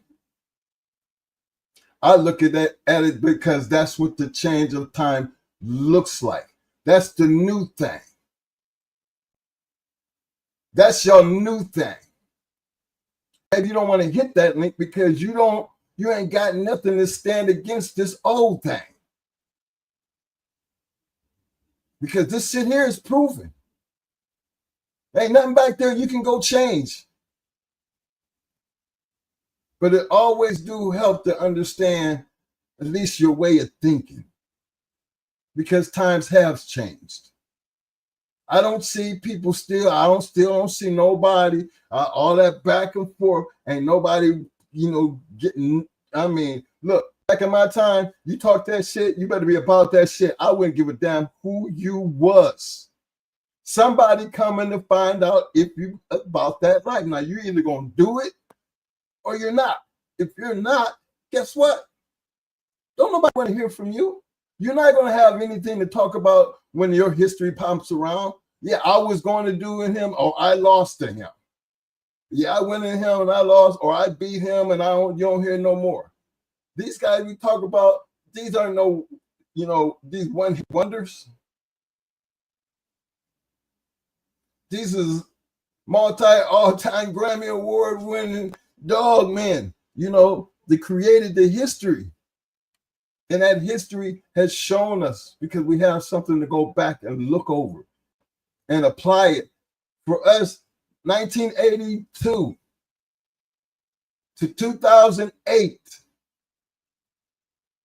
is a long time of dealing with these dogs. But at least out of all that time spent, I can truly tell you, I know what it felt like to see my dogs that came off our yard winning in somebody else's hands, or being bred and still doing the same thing it was doing on my yard. That right there is an honor for us to even be able to do that, even if it hadn't been but one dog. But to have a couple, that's an honor. Why? Because we didn't do nothing no different than what everybody else did, regardless of what happens. Guess what, fellas? It's just going to be like Cheryl Powell on the bottom of them papers. There's going to be some who know, and then there's going to be some who don't know, but it don't even matter because he's still part of that 10-time double grand champion, which I would consider one of the best dogs of all times as far as the female. Because I've yet to see any other female that carry those type of accolades. So we're going to give her podium. But just to know, I know that guy there on the bottom. And just to see how they ran through that pedigree and missed that guy on the bottom like he wasn't nothing. Trust and believe that man on the bottom was every bit the reason the tornado came out the way she came out. And if you know her history, she wasn't nothing to be playing with. And that kind of take you back to that little trait I was telling you about, them damn Hetrick dogs that everybody was afraid of. I heard that before. What made them people now want to go over and mess with them dogs? He got them Hetrick TNT dogs. Well, I got a chance to see what them Hetrick TNT dogs was about. And history shows you. It's them little bitty things, man, that it's easy for us to go back and talk about because we were a part of that history. I like to know from guys who, support this channel, support the Shark Tank. You notice there's a lot of names that led up to these dogs as they came up through history. A lot of those names changed, but the ideal and the sauce and the formula, everybody had a certain way of doing things, but at least they got there. What you want to do is be able to find out why that person did what they did and how they did it their way. Like, how is, when you talk about Mayday and Yellow Buck, they basically the same type of dog, just done a different type of way. But yet you still get two great dogs. Don't that amaze some of y'all? I mean, I would think it would amaze a lot of you guys based on what I'm hearing. The some of the new dogs that are now, like the boomer dogs and all them. Remember, time will tell if it's worth anything. Time gonna tell. But ain't it nice to just know that you live in a time and you have the opportunity to have something like that on your yard to make it yours, to where maybe 10, 20 years from now, they'll be going back and seeing where, and you can see your name where it went on to be a part of what went on to be great. You're in there somewhere. It'd be on the wall. I wouldn't care if it was on the wall, the treadmill, the weight pulling. That's the goal. You're changing the purpose. That's okay. But this purpose is going to speak for itself when it comes down to its achievement. It ain't going to be nothing back here because it was a damn Jeep dog, or it was a yellow dog, or a red boy dog, or an Eli dog. Why would that shit even matter, considering we talk about fighting dogs? When we going to get up off of that shit and just get down to just creating dogs who you breeding, and them great people lead to that great dog being able to run that treadmill or run up that wall or be able to pull them weights and be on the confirmation show. This is where I'm looking at, you know, I'm not promoting anybody to do what we did in the past. But I think you're robbing people, or you're feeding dogs for all the wrong purpose. You're just wasting your money, or you're just trying to get on the money train. And you know, like I know, can't everybody run the money train? See, I'm from the block. See, on the block, everybody might have had the same kind of, you know, product, but everybody couldn't stand out on that same block. If I didn't want you out on that block, you weren't going to be out on that block. So you got to go somewhere else to find your own business. How many people was trying to wait till he disappeared? He be gone between, by 2 o'clock. I'm gonna pick up his shift after he gone.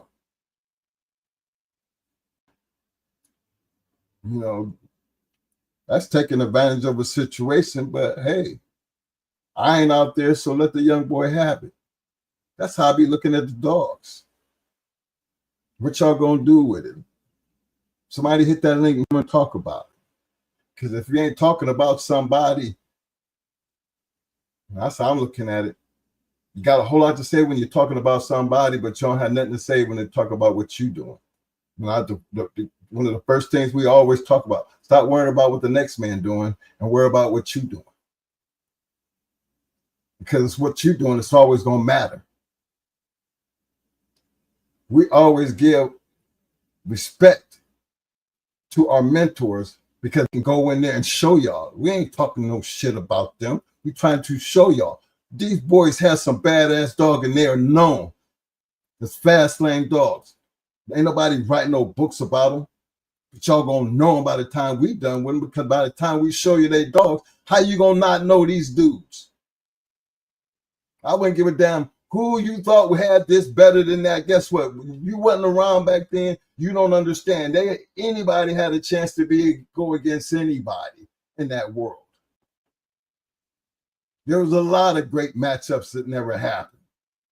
It didn't take away from the kennel, because best believe they had more than one. Sooner or later, you was going to run in there and you would realize that, yeah, on that day, you got your ass kicked by a better dog. Can't help but respect the dog, man, that beat you. That's a whole new ball game compared to what we talk about now when we start talking about pedigrees. When y'all be throwing them pedigrees around like that, man, and I don't see nobody hit that link,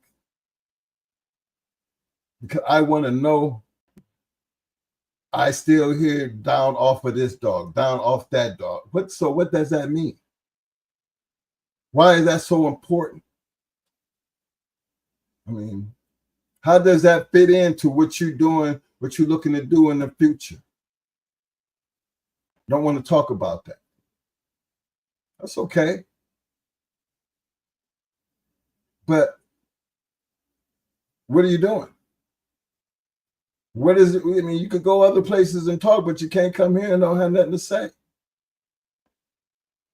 You don't want to share the good information, but you have a lot to say in other places because it might sound good, but ain't nobody really, checking you on why.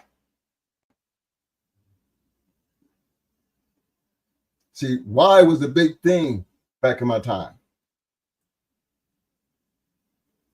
That dog ain't shit, twin. Why you say that? I'm giving you a chance by saying why you say that. Because we got it? Because you don't like us? Dog ain't done nothing to you. Why you think this dog ain't shit? But I tell you what, you got something this way, you can go into him and I'll prove to you. There ain't nothing you got over there can whip this dog, so that makes what you saying mute to me, unless you're ready to lock up. Put up or shut up. And be dead ass serious. Because that talk only gonna get you so far. And then show and tell gonna come. And when it's all said and done, I'm gonna shake your hand, and I ain't even gonna talk about your piece of shit ass dog. Because the ass whooping should hurt enough. The fact that this shit that you thought wasn't shit, you just another one of those people to take in that loss column. So all due respect to you, because at least you climbed over that wall. That's a whole different type of conversation when you start talking about the now. Remember in Tudors in them days, man, remember they wasn't going to jail for this shit. You seen that 14-time winner? Hell, there's an 18-time winner out there somewhere. I could have thought it was Cindy Peter, one of them. Times was changed. Black with blackjack, 18 times. Yeah, more than that. Yeah. I mean, you're right. I mean, Army's dog had what? 8, 7, 16, 14. I mean, just think about it, man. If you understand the history, you understand why we talk and act the way we act about this shit. We ain't no little kids. We are actually 60, damn near 65 years old. Been in the dogs since 1982. When I was a young kid. I think I was no more than 21, 22 years old. I mean, early 20s, I know. I graduated in 1979. When I went to the service, I wasn't but 17 years old. So think about that. That's how long we've been around these dogs. So when I see you guys throwing up all these pedigrees and talking this crazy ass shit and all these great dog, man, and I can't get not one to hit that down button to come and tell me what you think legendary is or why you breed the way you do, and I see these pedigrees flying around, I think it's all because over here you're afraid of that one question. Why are you doing what you're doing? Why? But that's a major question around here. Has been a major question in the Bulldog game since the beginning of the dogs. Why did he take that bitch to that male? Years of it. But all of a sudden in today's time, you fear that question. But I know why. And see, that's why it's important for me to tell y'all about, the talk is not what made the American Pit Bull Terrier what it is. It's always been the action that made the American Pit Bull Terrier what it became.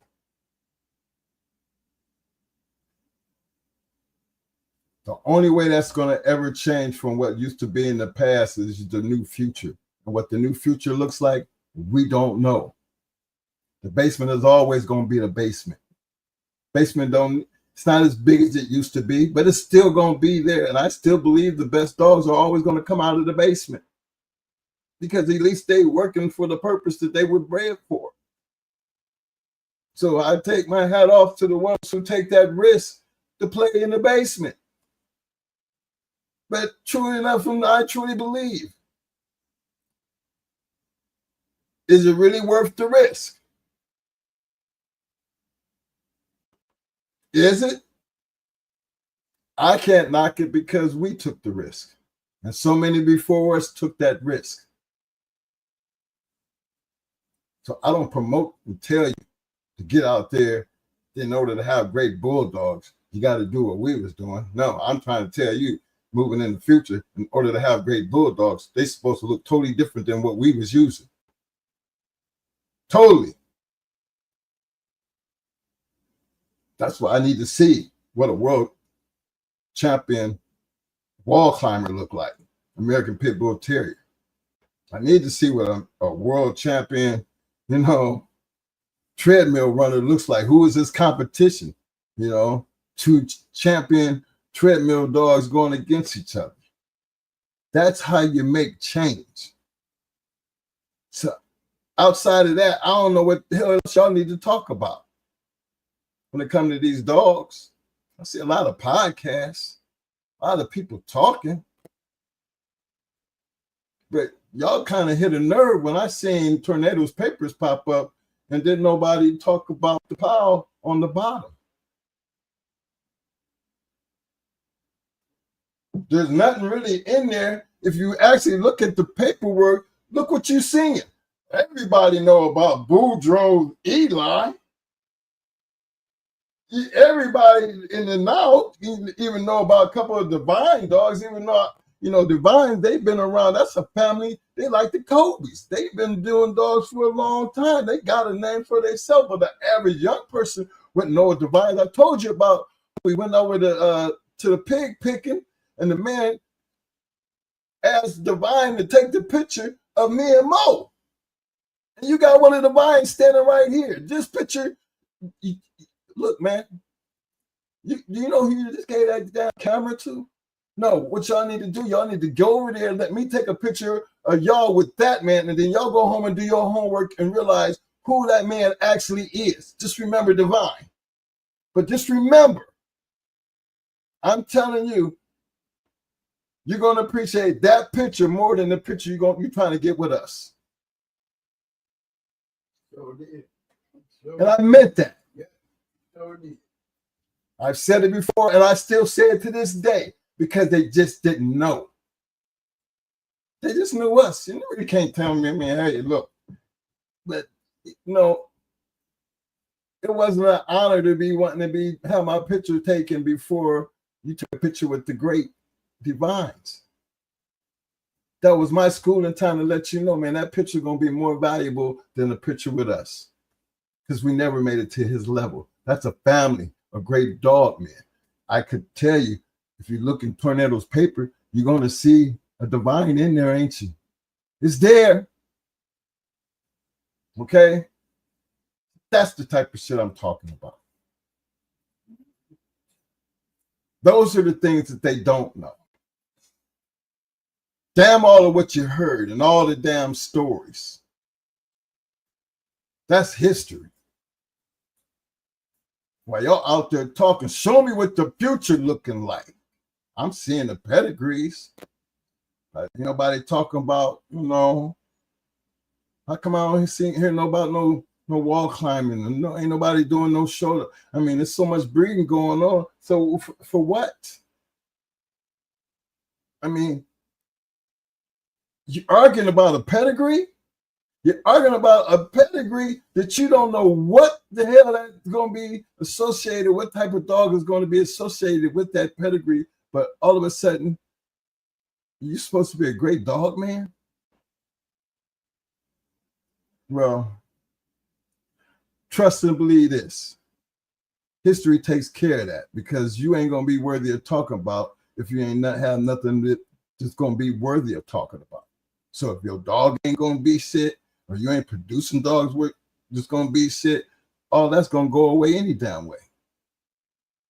It ain't gonna go away because I'm saying it's gonna go away. It's gonna go away because that's how shit works in this game. I heard, like I said, I always pick on that Zebo shit. Everybody talk about that Zebo is wasn't a good producer, but I can show you in Going Hard Dogs that at every damn dog we ever had and all the different program breedings when we did change from the EI shit, all of them had Zebo somewhere back in that pedigree. Somewhere. They always went and found it. As petty as it might sound to some of y'all. Oh, it was so far back there it didn't matter. That's bullshit. That's bullshit. As you look at Tornado's papers, would Tornado really be the dog that she was if you had took the Hetrick shit out of it?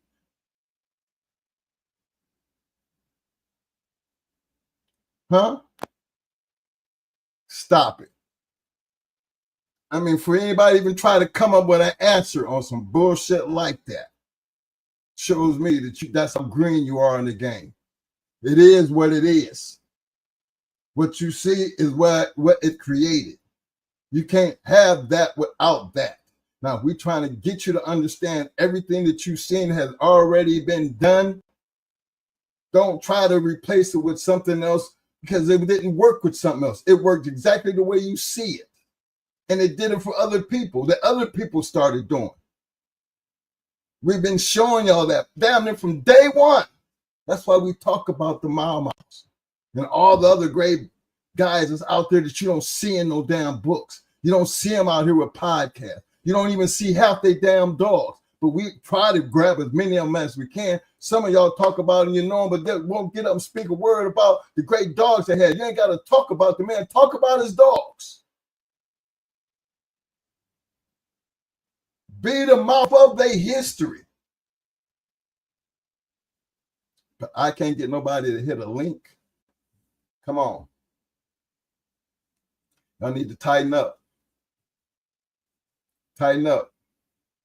And I only say tighten up because there's a reason why we keep sitting here.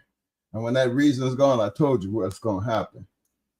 For me, for him, I think we've done enough, personally, as far as trying to get that mindset together. That's why it's not like we're revisiting things. It's almost like we're trying to, subliminal message you that somebody somewhere at some point is listening and they're going to go back and they're going to replay this video. They're going to go back and replay other videos and they're going to see, you know what? It's almost like they're saying the same thing, but they're using different people every time. It's like they're saying the same thing, but you're seeing different dogs every time. Well, guess what? That means somebody is really paying attention because how long did it take you to catch that? Some of y'all don't catch that. So when I see people who look at a pedigree like this great double grand champion and can't really say much about why she's a double grand champion. You don't see ROM on the end of her name. You don't even see POR. But wouldn't it be nice to know that freak of nature and what actually created that freak of nature? And then you talk about them other freak of natures like Pandy, like Queen of Hearts, dogs like Luther, Jigga. Remember, our dogs, for us, we had our own type of dogs. We wanted killers. You ever stop and look at some of these great killers and see how they were bred? And go back there and find out why could that dog bite so hard? Where did that come from? Is it normal of the line, or what was it out? What did they do? Find out what they did to create that. Because those kind of dogs came far and in between. Don't you want to know how they did it?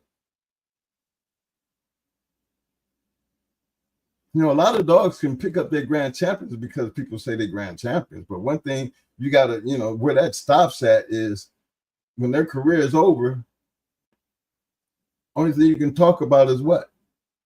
Their box career. You got to go in there and look and see, find out what's real, what ain't real. Because it couldn't produce itself. What was the reason?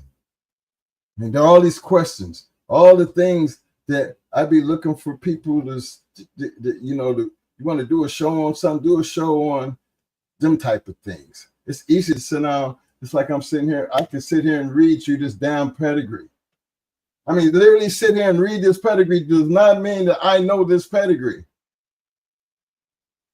You know, this dog bred to that dog got that dog. This dog bred to that dog got that dog. Okay, but what that? I mean, if you can read, you can see that. But did you ever ask yourself and try to figure out why did they do that? Why did he take that dog and breed to that dog? That's that purpose that I don't never hear nobody do. It leads me to have these conversations because I sit back and watch y'all and all the shit that you do, and y'all the reasons why I had this conversation, because ain't nobody talk about why you're doing why you did it. Why are you doing what you're doing? Nobody talking about that. And it ain't nothing but because this dog bred to this dog, and when it was done like this and so did it, you know, they got this, and I'm trying to keep close to that. And ain't nobody doing that. Because anybody can pick up papers and read it.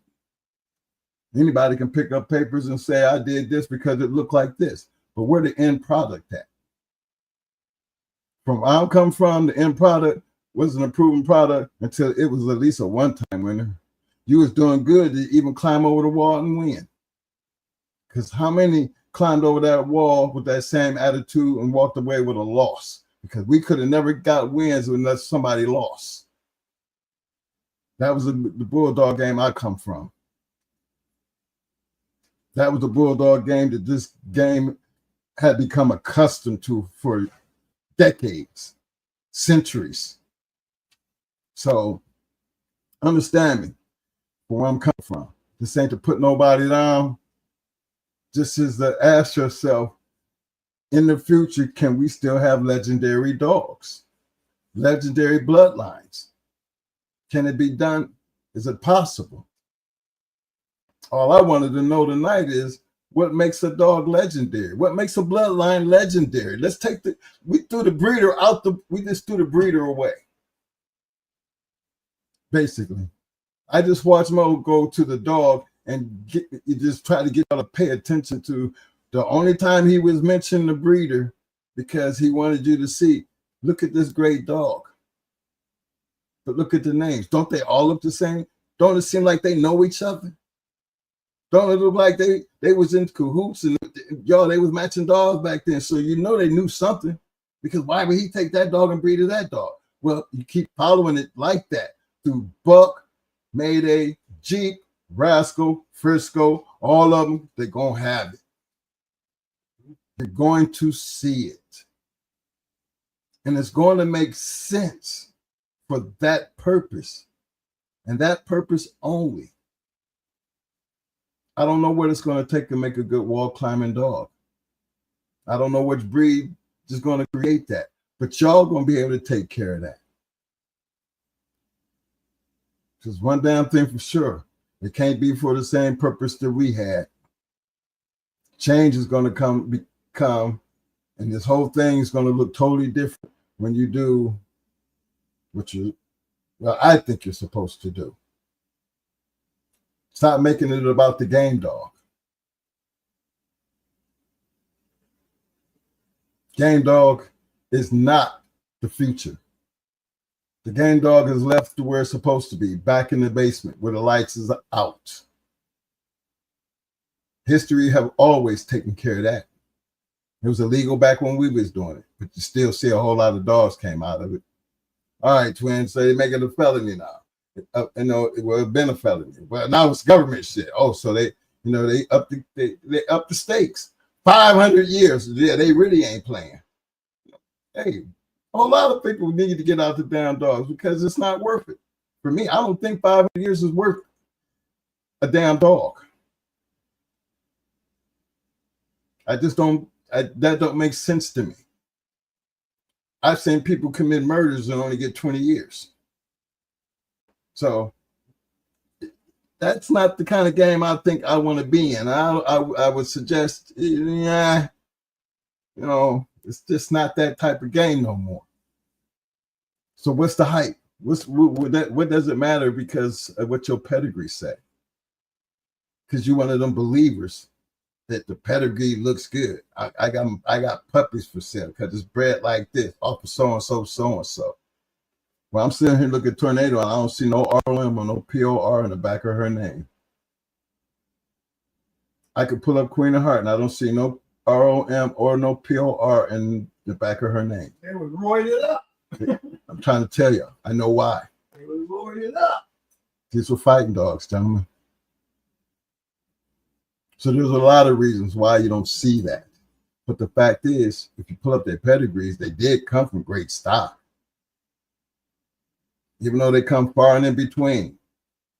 The fact is, they're proven. That's something left for you guys. I'm sorry I didn't get nobody to call in. Kind of bothers me because, you know, I just wanted to know, see how you guys feel about it. Man, everybody got so much to say. But hey, what do I know? I only been here 65 years in life.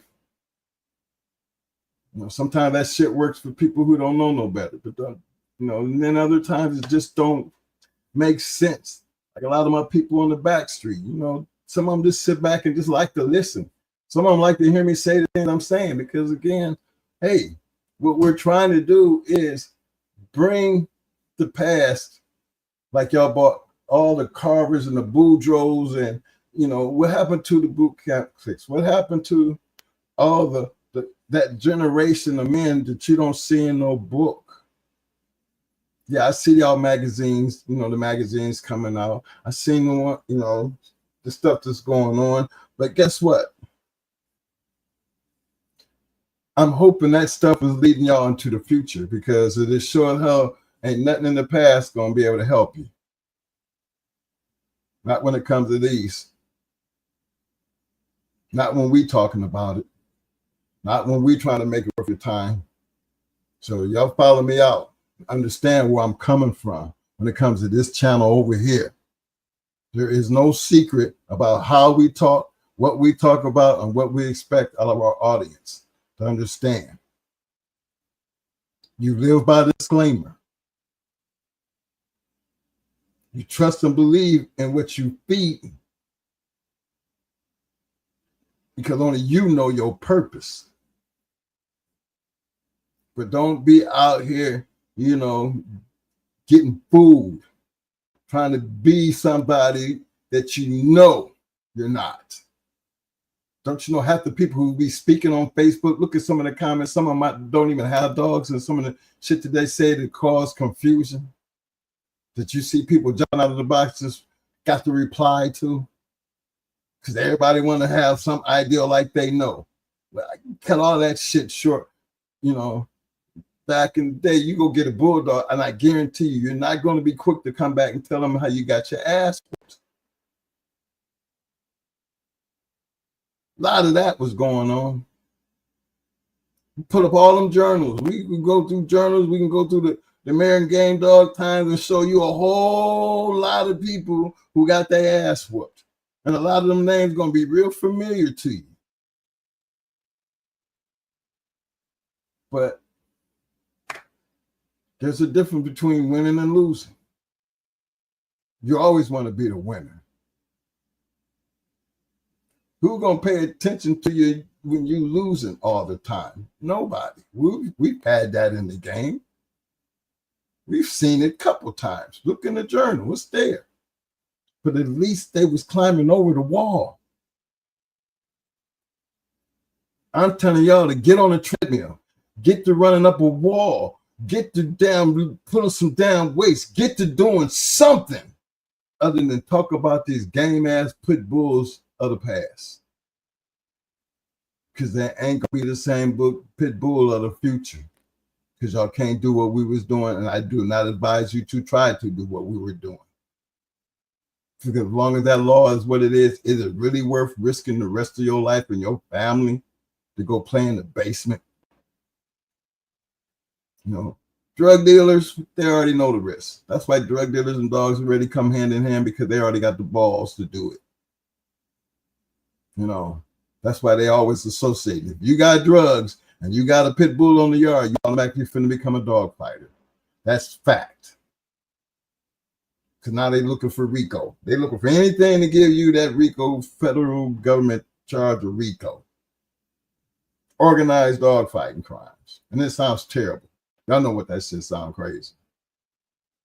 But I'm all for the change. I just don't like the change, how it's coming. Because you're still playing on something that I watch on mostly everybody's podcast, and I watch how you talk. I watch how you talk about your dogs and why you're breeding and how you're doing. I even watched it in this tonight's show, knowing damn well that dog that you keep pulling up and talking about y'all putting together, you ain't made no effort to teach that dog how to run up a wall. You ain't made no effort on nothing that you got on your yard to how to run that damn treadmill to be great. Remember, only reason we were fighting dogs because we wanted to make great fighting dogs like everybody else of the past. So when I ask what is legendary to you, I would think that just enough for y'all out there understand this game long enough to know the part that we're supposed to be respecting. The work that them men put in to where we can even talk about them today. That you would even be proud to even have them in your pedigree. Like I'm even proud to even put up people's pedigrees that create great dogs, and I see our dogs in there. That's an accomplishment for us, and we nothing like them. So what are you working for? Where your mind at? Share that kind of information with me sometimes, because I would like to know. Because your talk, some of your talk will turn into action.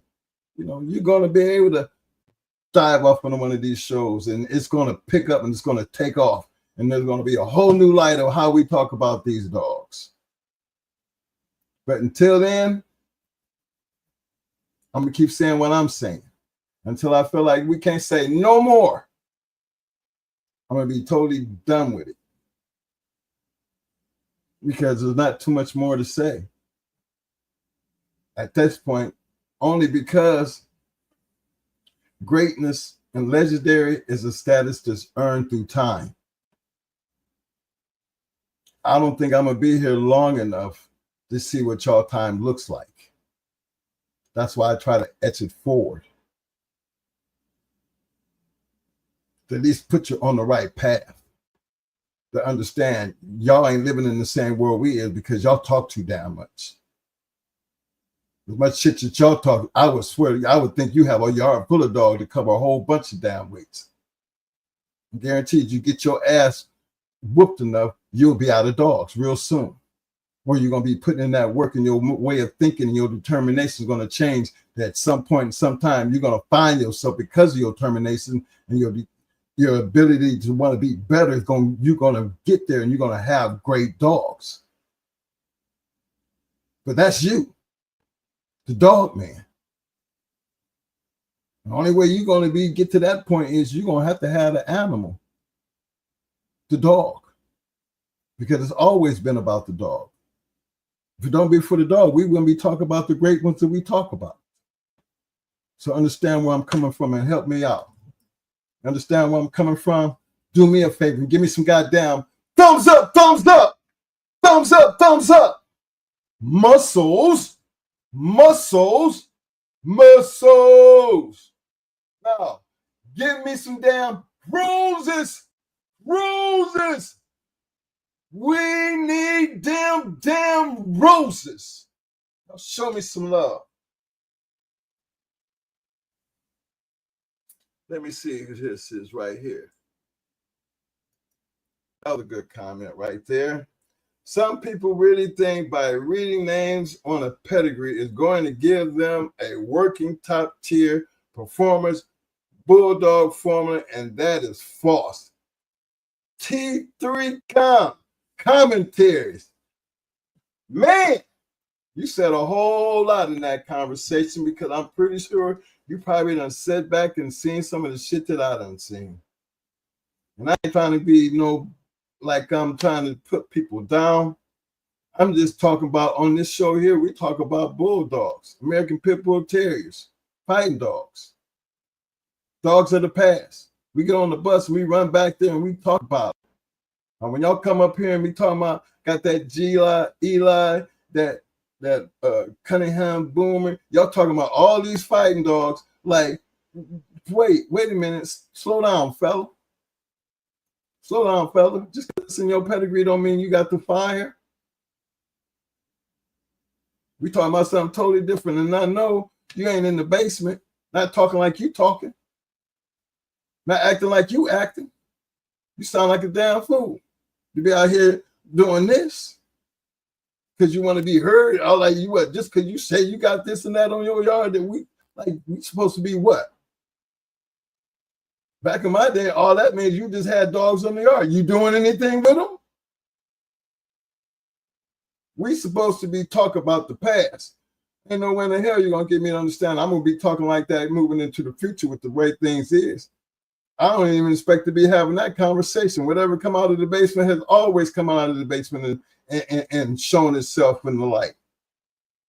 But it took time to do that. Well, y'all talking out here, y'all act like y'all there already. Man, come on. Be for real.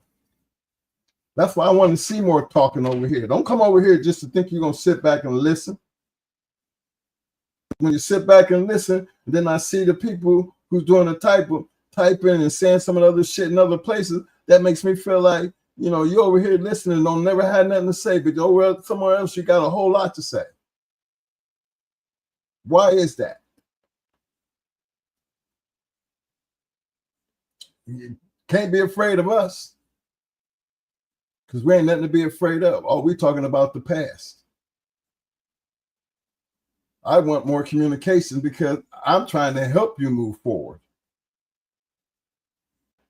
I'm trying to help you see there's a new light. There's a new way of doing this from a business standpoint.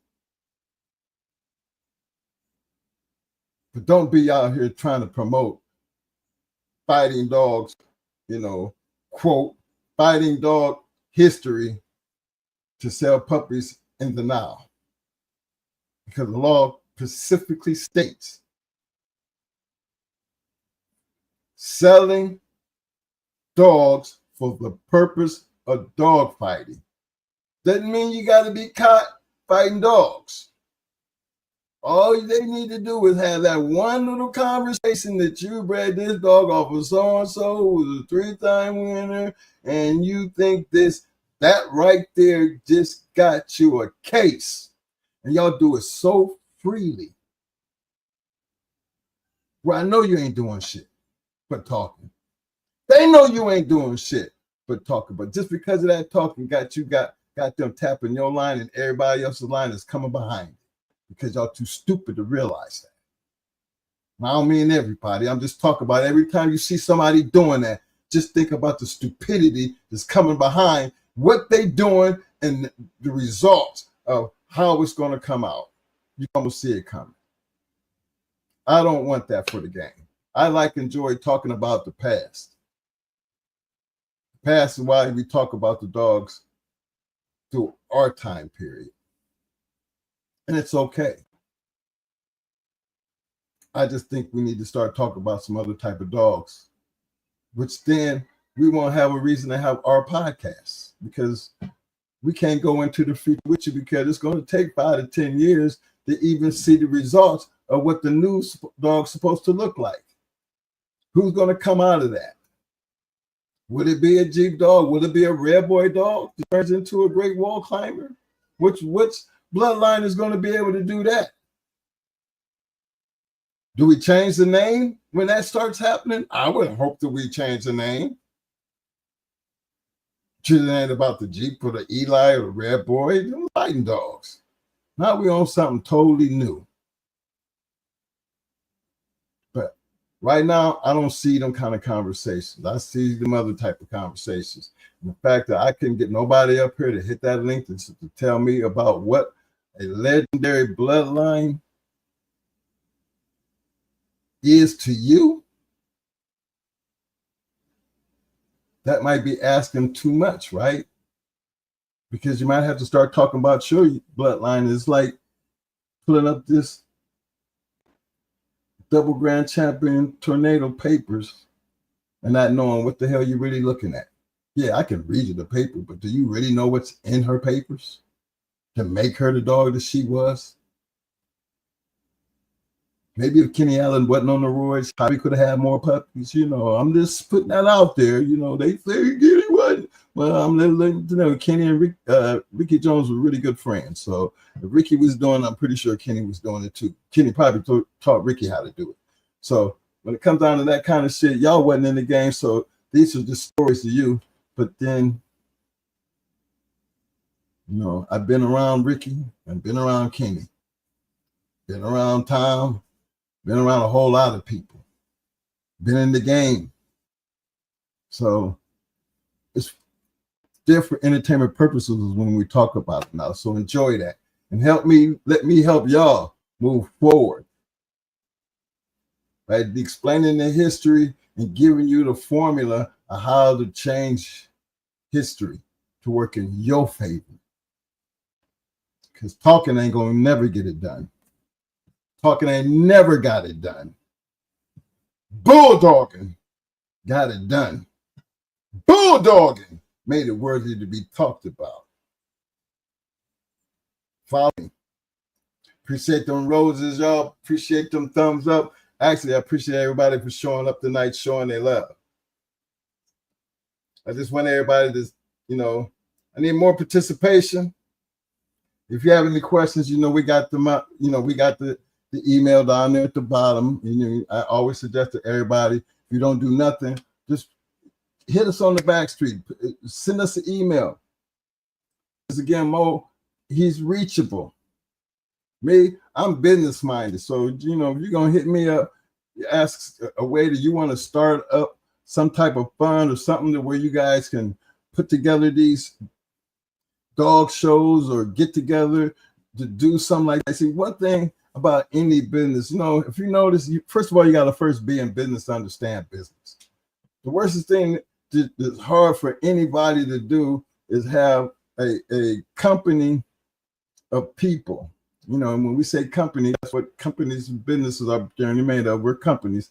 We take a group of people all the way down from the employers to the person that's answering the phone, and them group of people are going to help this company grow. Now, I might start off with 5 or 10, but depending on how good that 10 is, that 10 can turn into 20. But you got to have the first 10 got to be in the right place. They got to be able to understand this is what the foundation of what we're going to grow on, and we're going to build up from that. This dog community, we've always said we build foundations on our yard, and we built off the foundation of the yard. It works hand in hand. Anything that you're trying to do with these dogs moving forward is going to take a group of people to get together and say, yeah, this is what we're going to do. Big shout out to South Bottoms. Big shout out to Samurai. Even though it's a digital dog show, something is better than that. I don't care what your size say. I might hate it or not understand it. Don't want to be a part of it. Got it. But guess what? At least that's something. It's better than doing nothing. For all my boys to be out there in them ADBA shows, getting in their cars, doing that travel, they ain't no different than what we was doing when we would go halfway across the country and halfway across the world to go put our dogs down because we needed that competition. I'll have all the respect in the world for the ones that's willing to get out there and put in that work to go do that. But guess what? It ain't enough of them. to make any noise to where somebody's ready to go buy a dog, buy an American Pit Bull Terrier for running up a wall or running the treadmill or pulling some damn weights or because his body look good. I ain't seen one yet because there ain't enough of y'all trying to do it. It's a lot of talking, a lot of selling, puppy peddling, but nothing else. Help me out. Let me help you. Help yourself. Because maybe some of us know how to even do that. Remember, everything that these guys did, you see, they always did it with togetherness. Whether it was Tudor and Kobe, Leitner and Kobe, Tudor and Carver, Carver and Boudreaux. I mean, think about how this was happening. This followed it all down. Even though we might throw Stone City and Victor, but we still got Mau Mau. You know, we still got Triple M.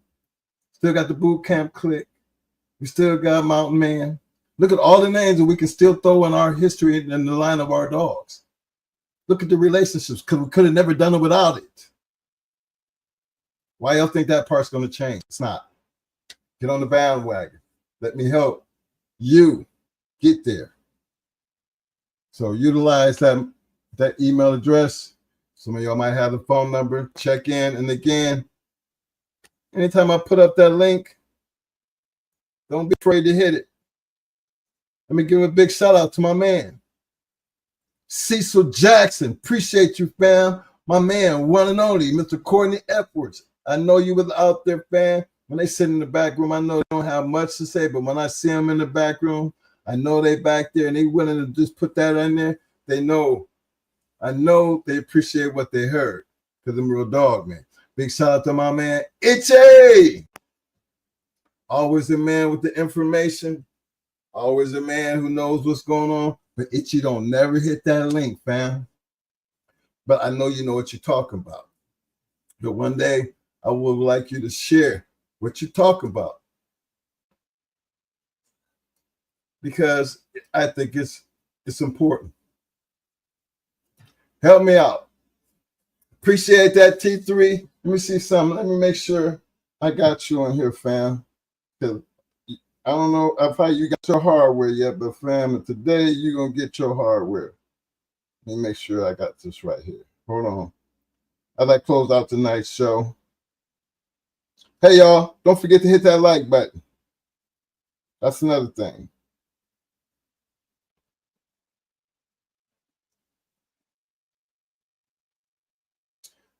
Welcome to the Shark Tank, T3. Appreciate having you, fam. Appreciate having your input. It means a lot over here. As I close out here, fellas, remember the most important thing about this whole conversation, and you know, I talk about, you know, at some point the man got to be gamer than the dog. You know, I mean, you really feeling that. You know, so as you move forward in anything that you do in life, including these dogs, one thing that has always gotten us through, and you can call us cocky, big-headed, whatever you want to call it. But guess what? One thing, we always believed in what we did. Always believed in what we did. And because of that is one of the reasons why we always, regardless of the situation, we always was going to scratch the win. Because wasn't no cur going to walk out of there taking my money. That's just the way we looked at it. We might have been that cur. And if we was going to be that cur, the only way you're going to come get it, you're going to have to come get it. There ain't going to be no two curs. We sitting up in here and we think we supposed to be bulldogging. That was the purpose behind why we always wanted to scratch the win. Because even if it was on us, we didn't want to leave no doubt that we still have some bulldog left, and we will come get that. No doubt. You can put that on the table. There's nothing wrong with being confident, man. That's what this dog game was all about. Appreciate you guys showing up again. We'll be back. I don't know if we'll be back here Friday or not, because I think that's the holiday coming up on the holiday.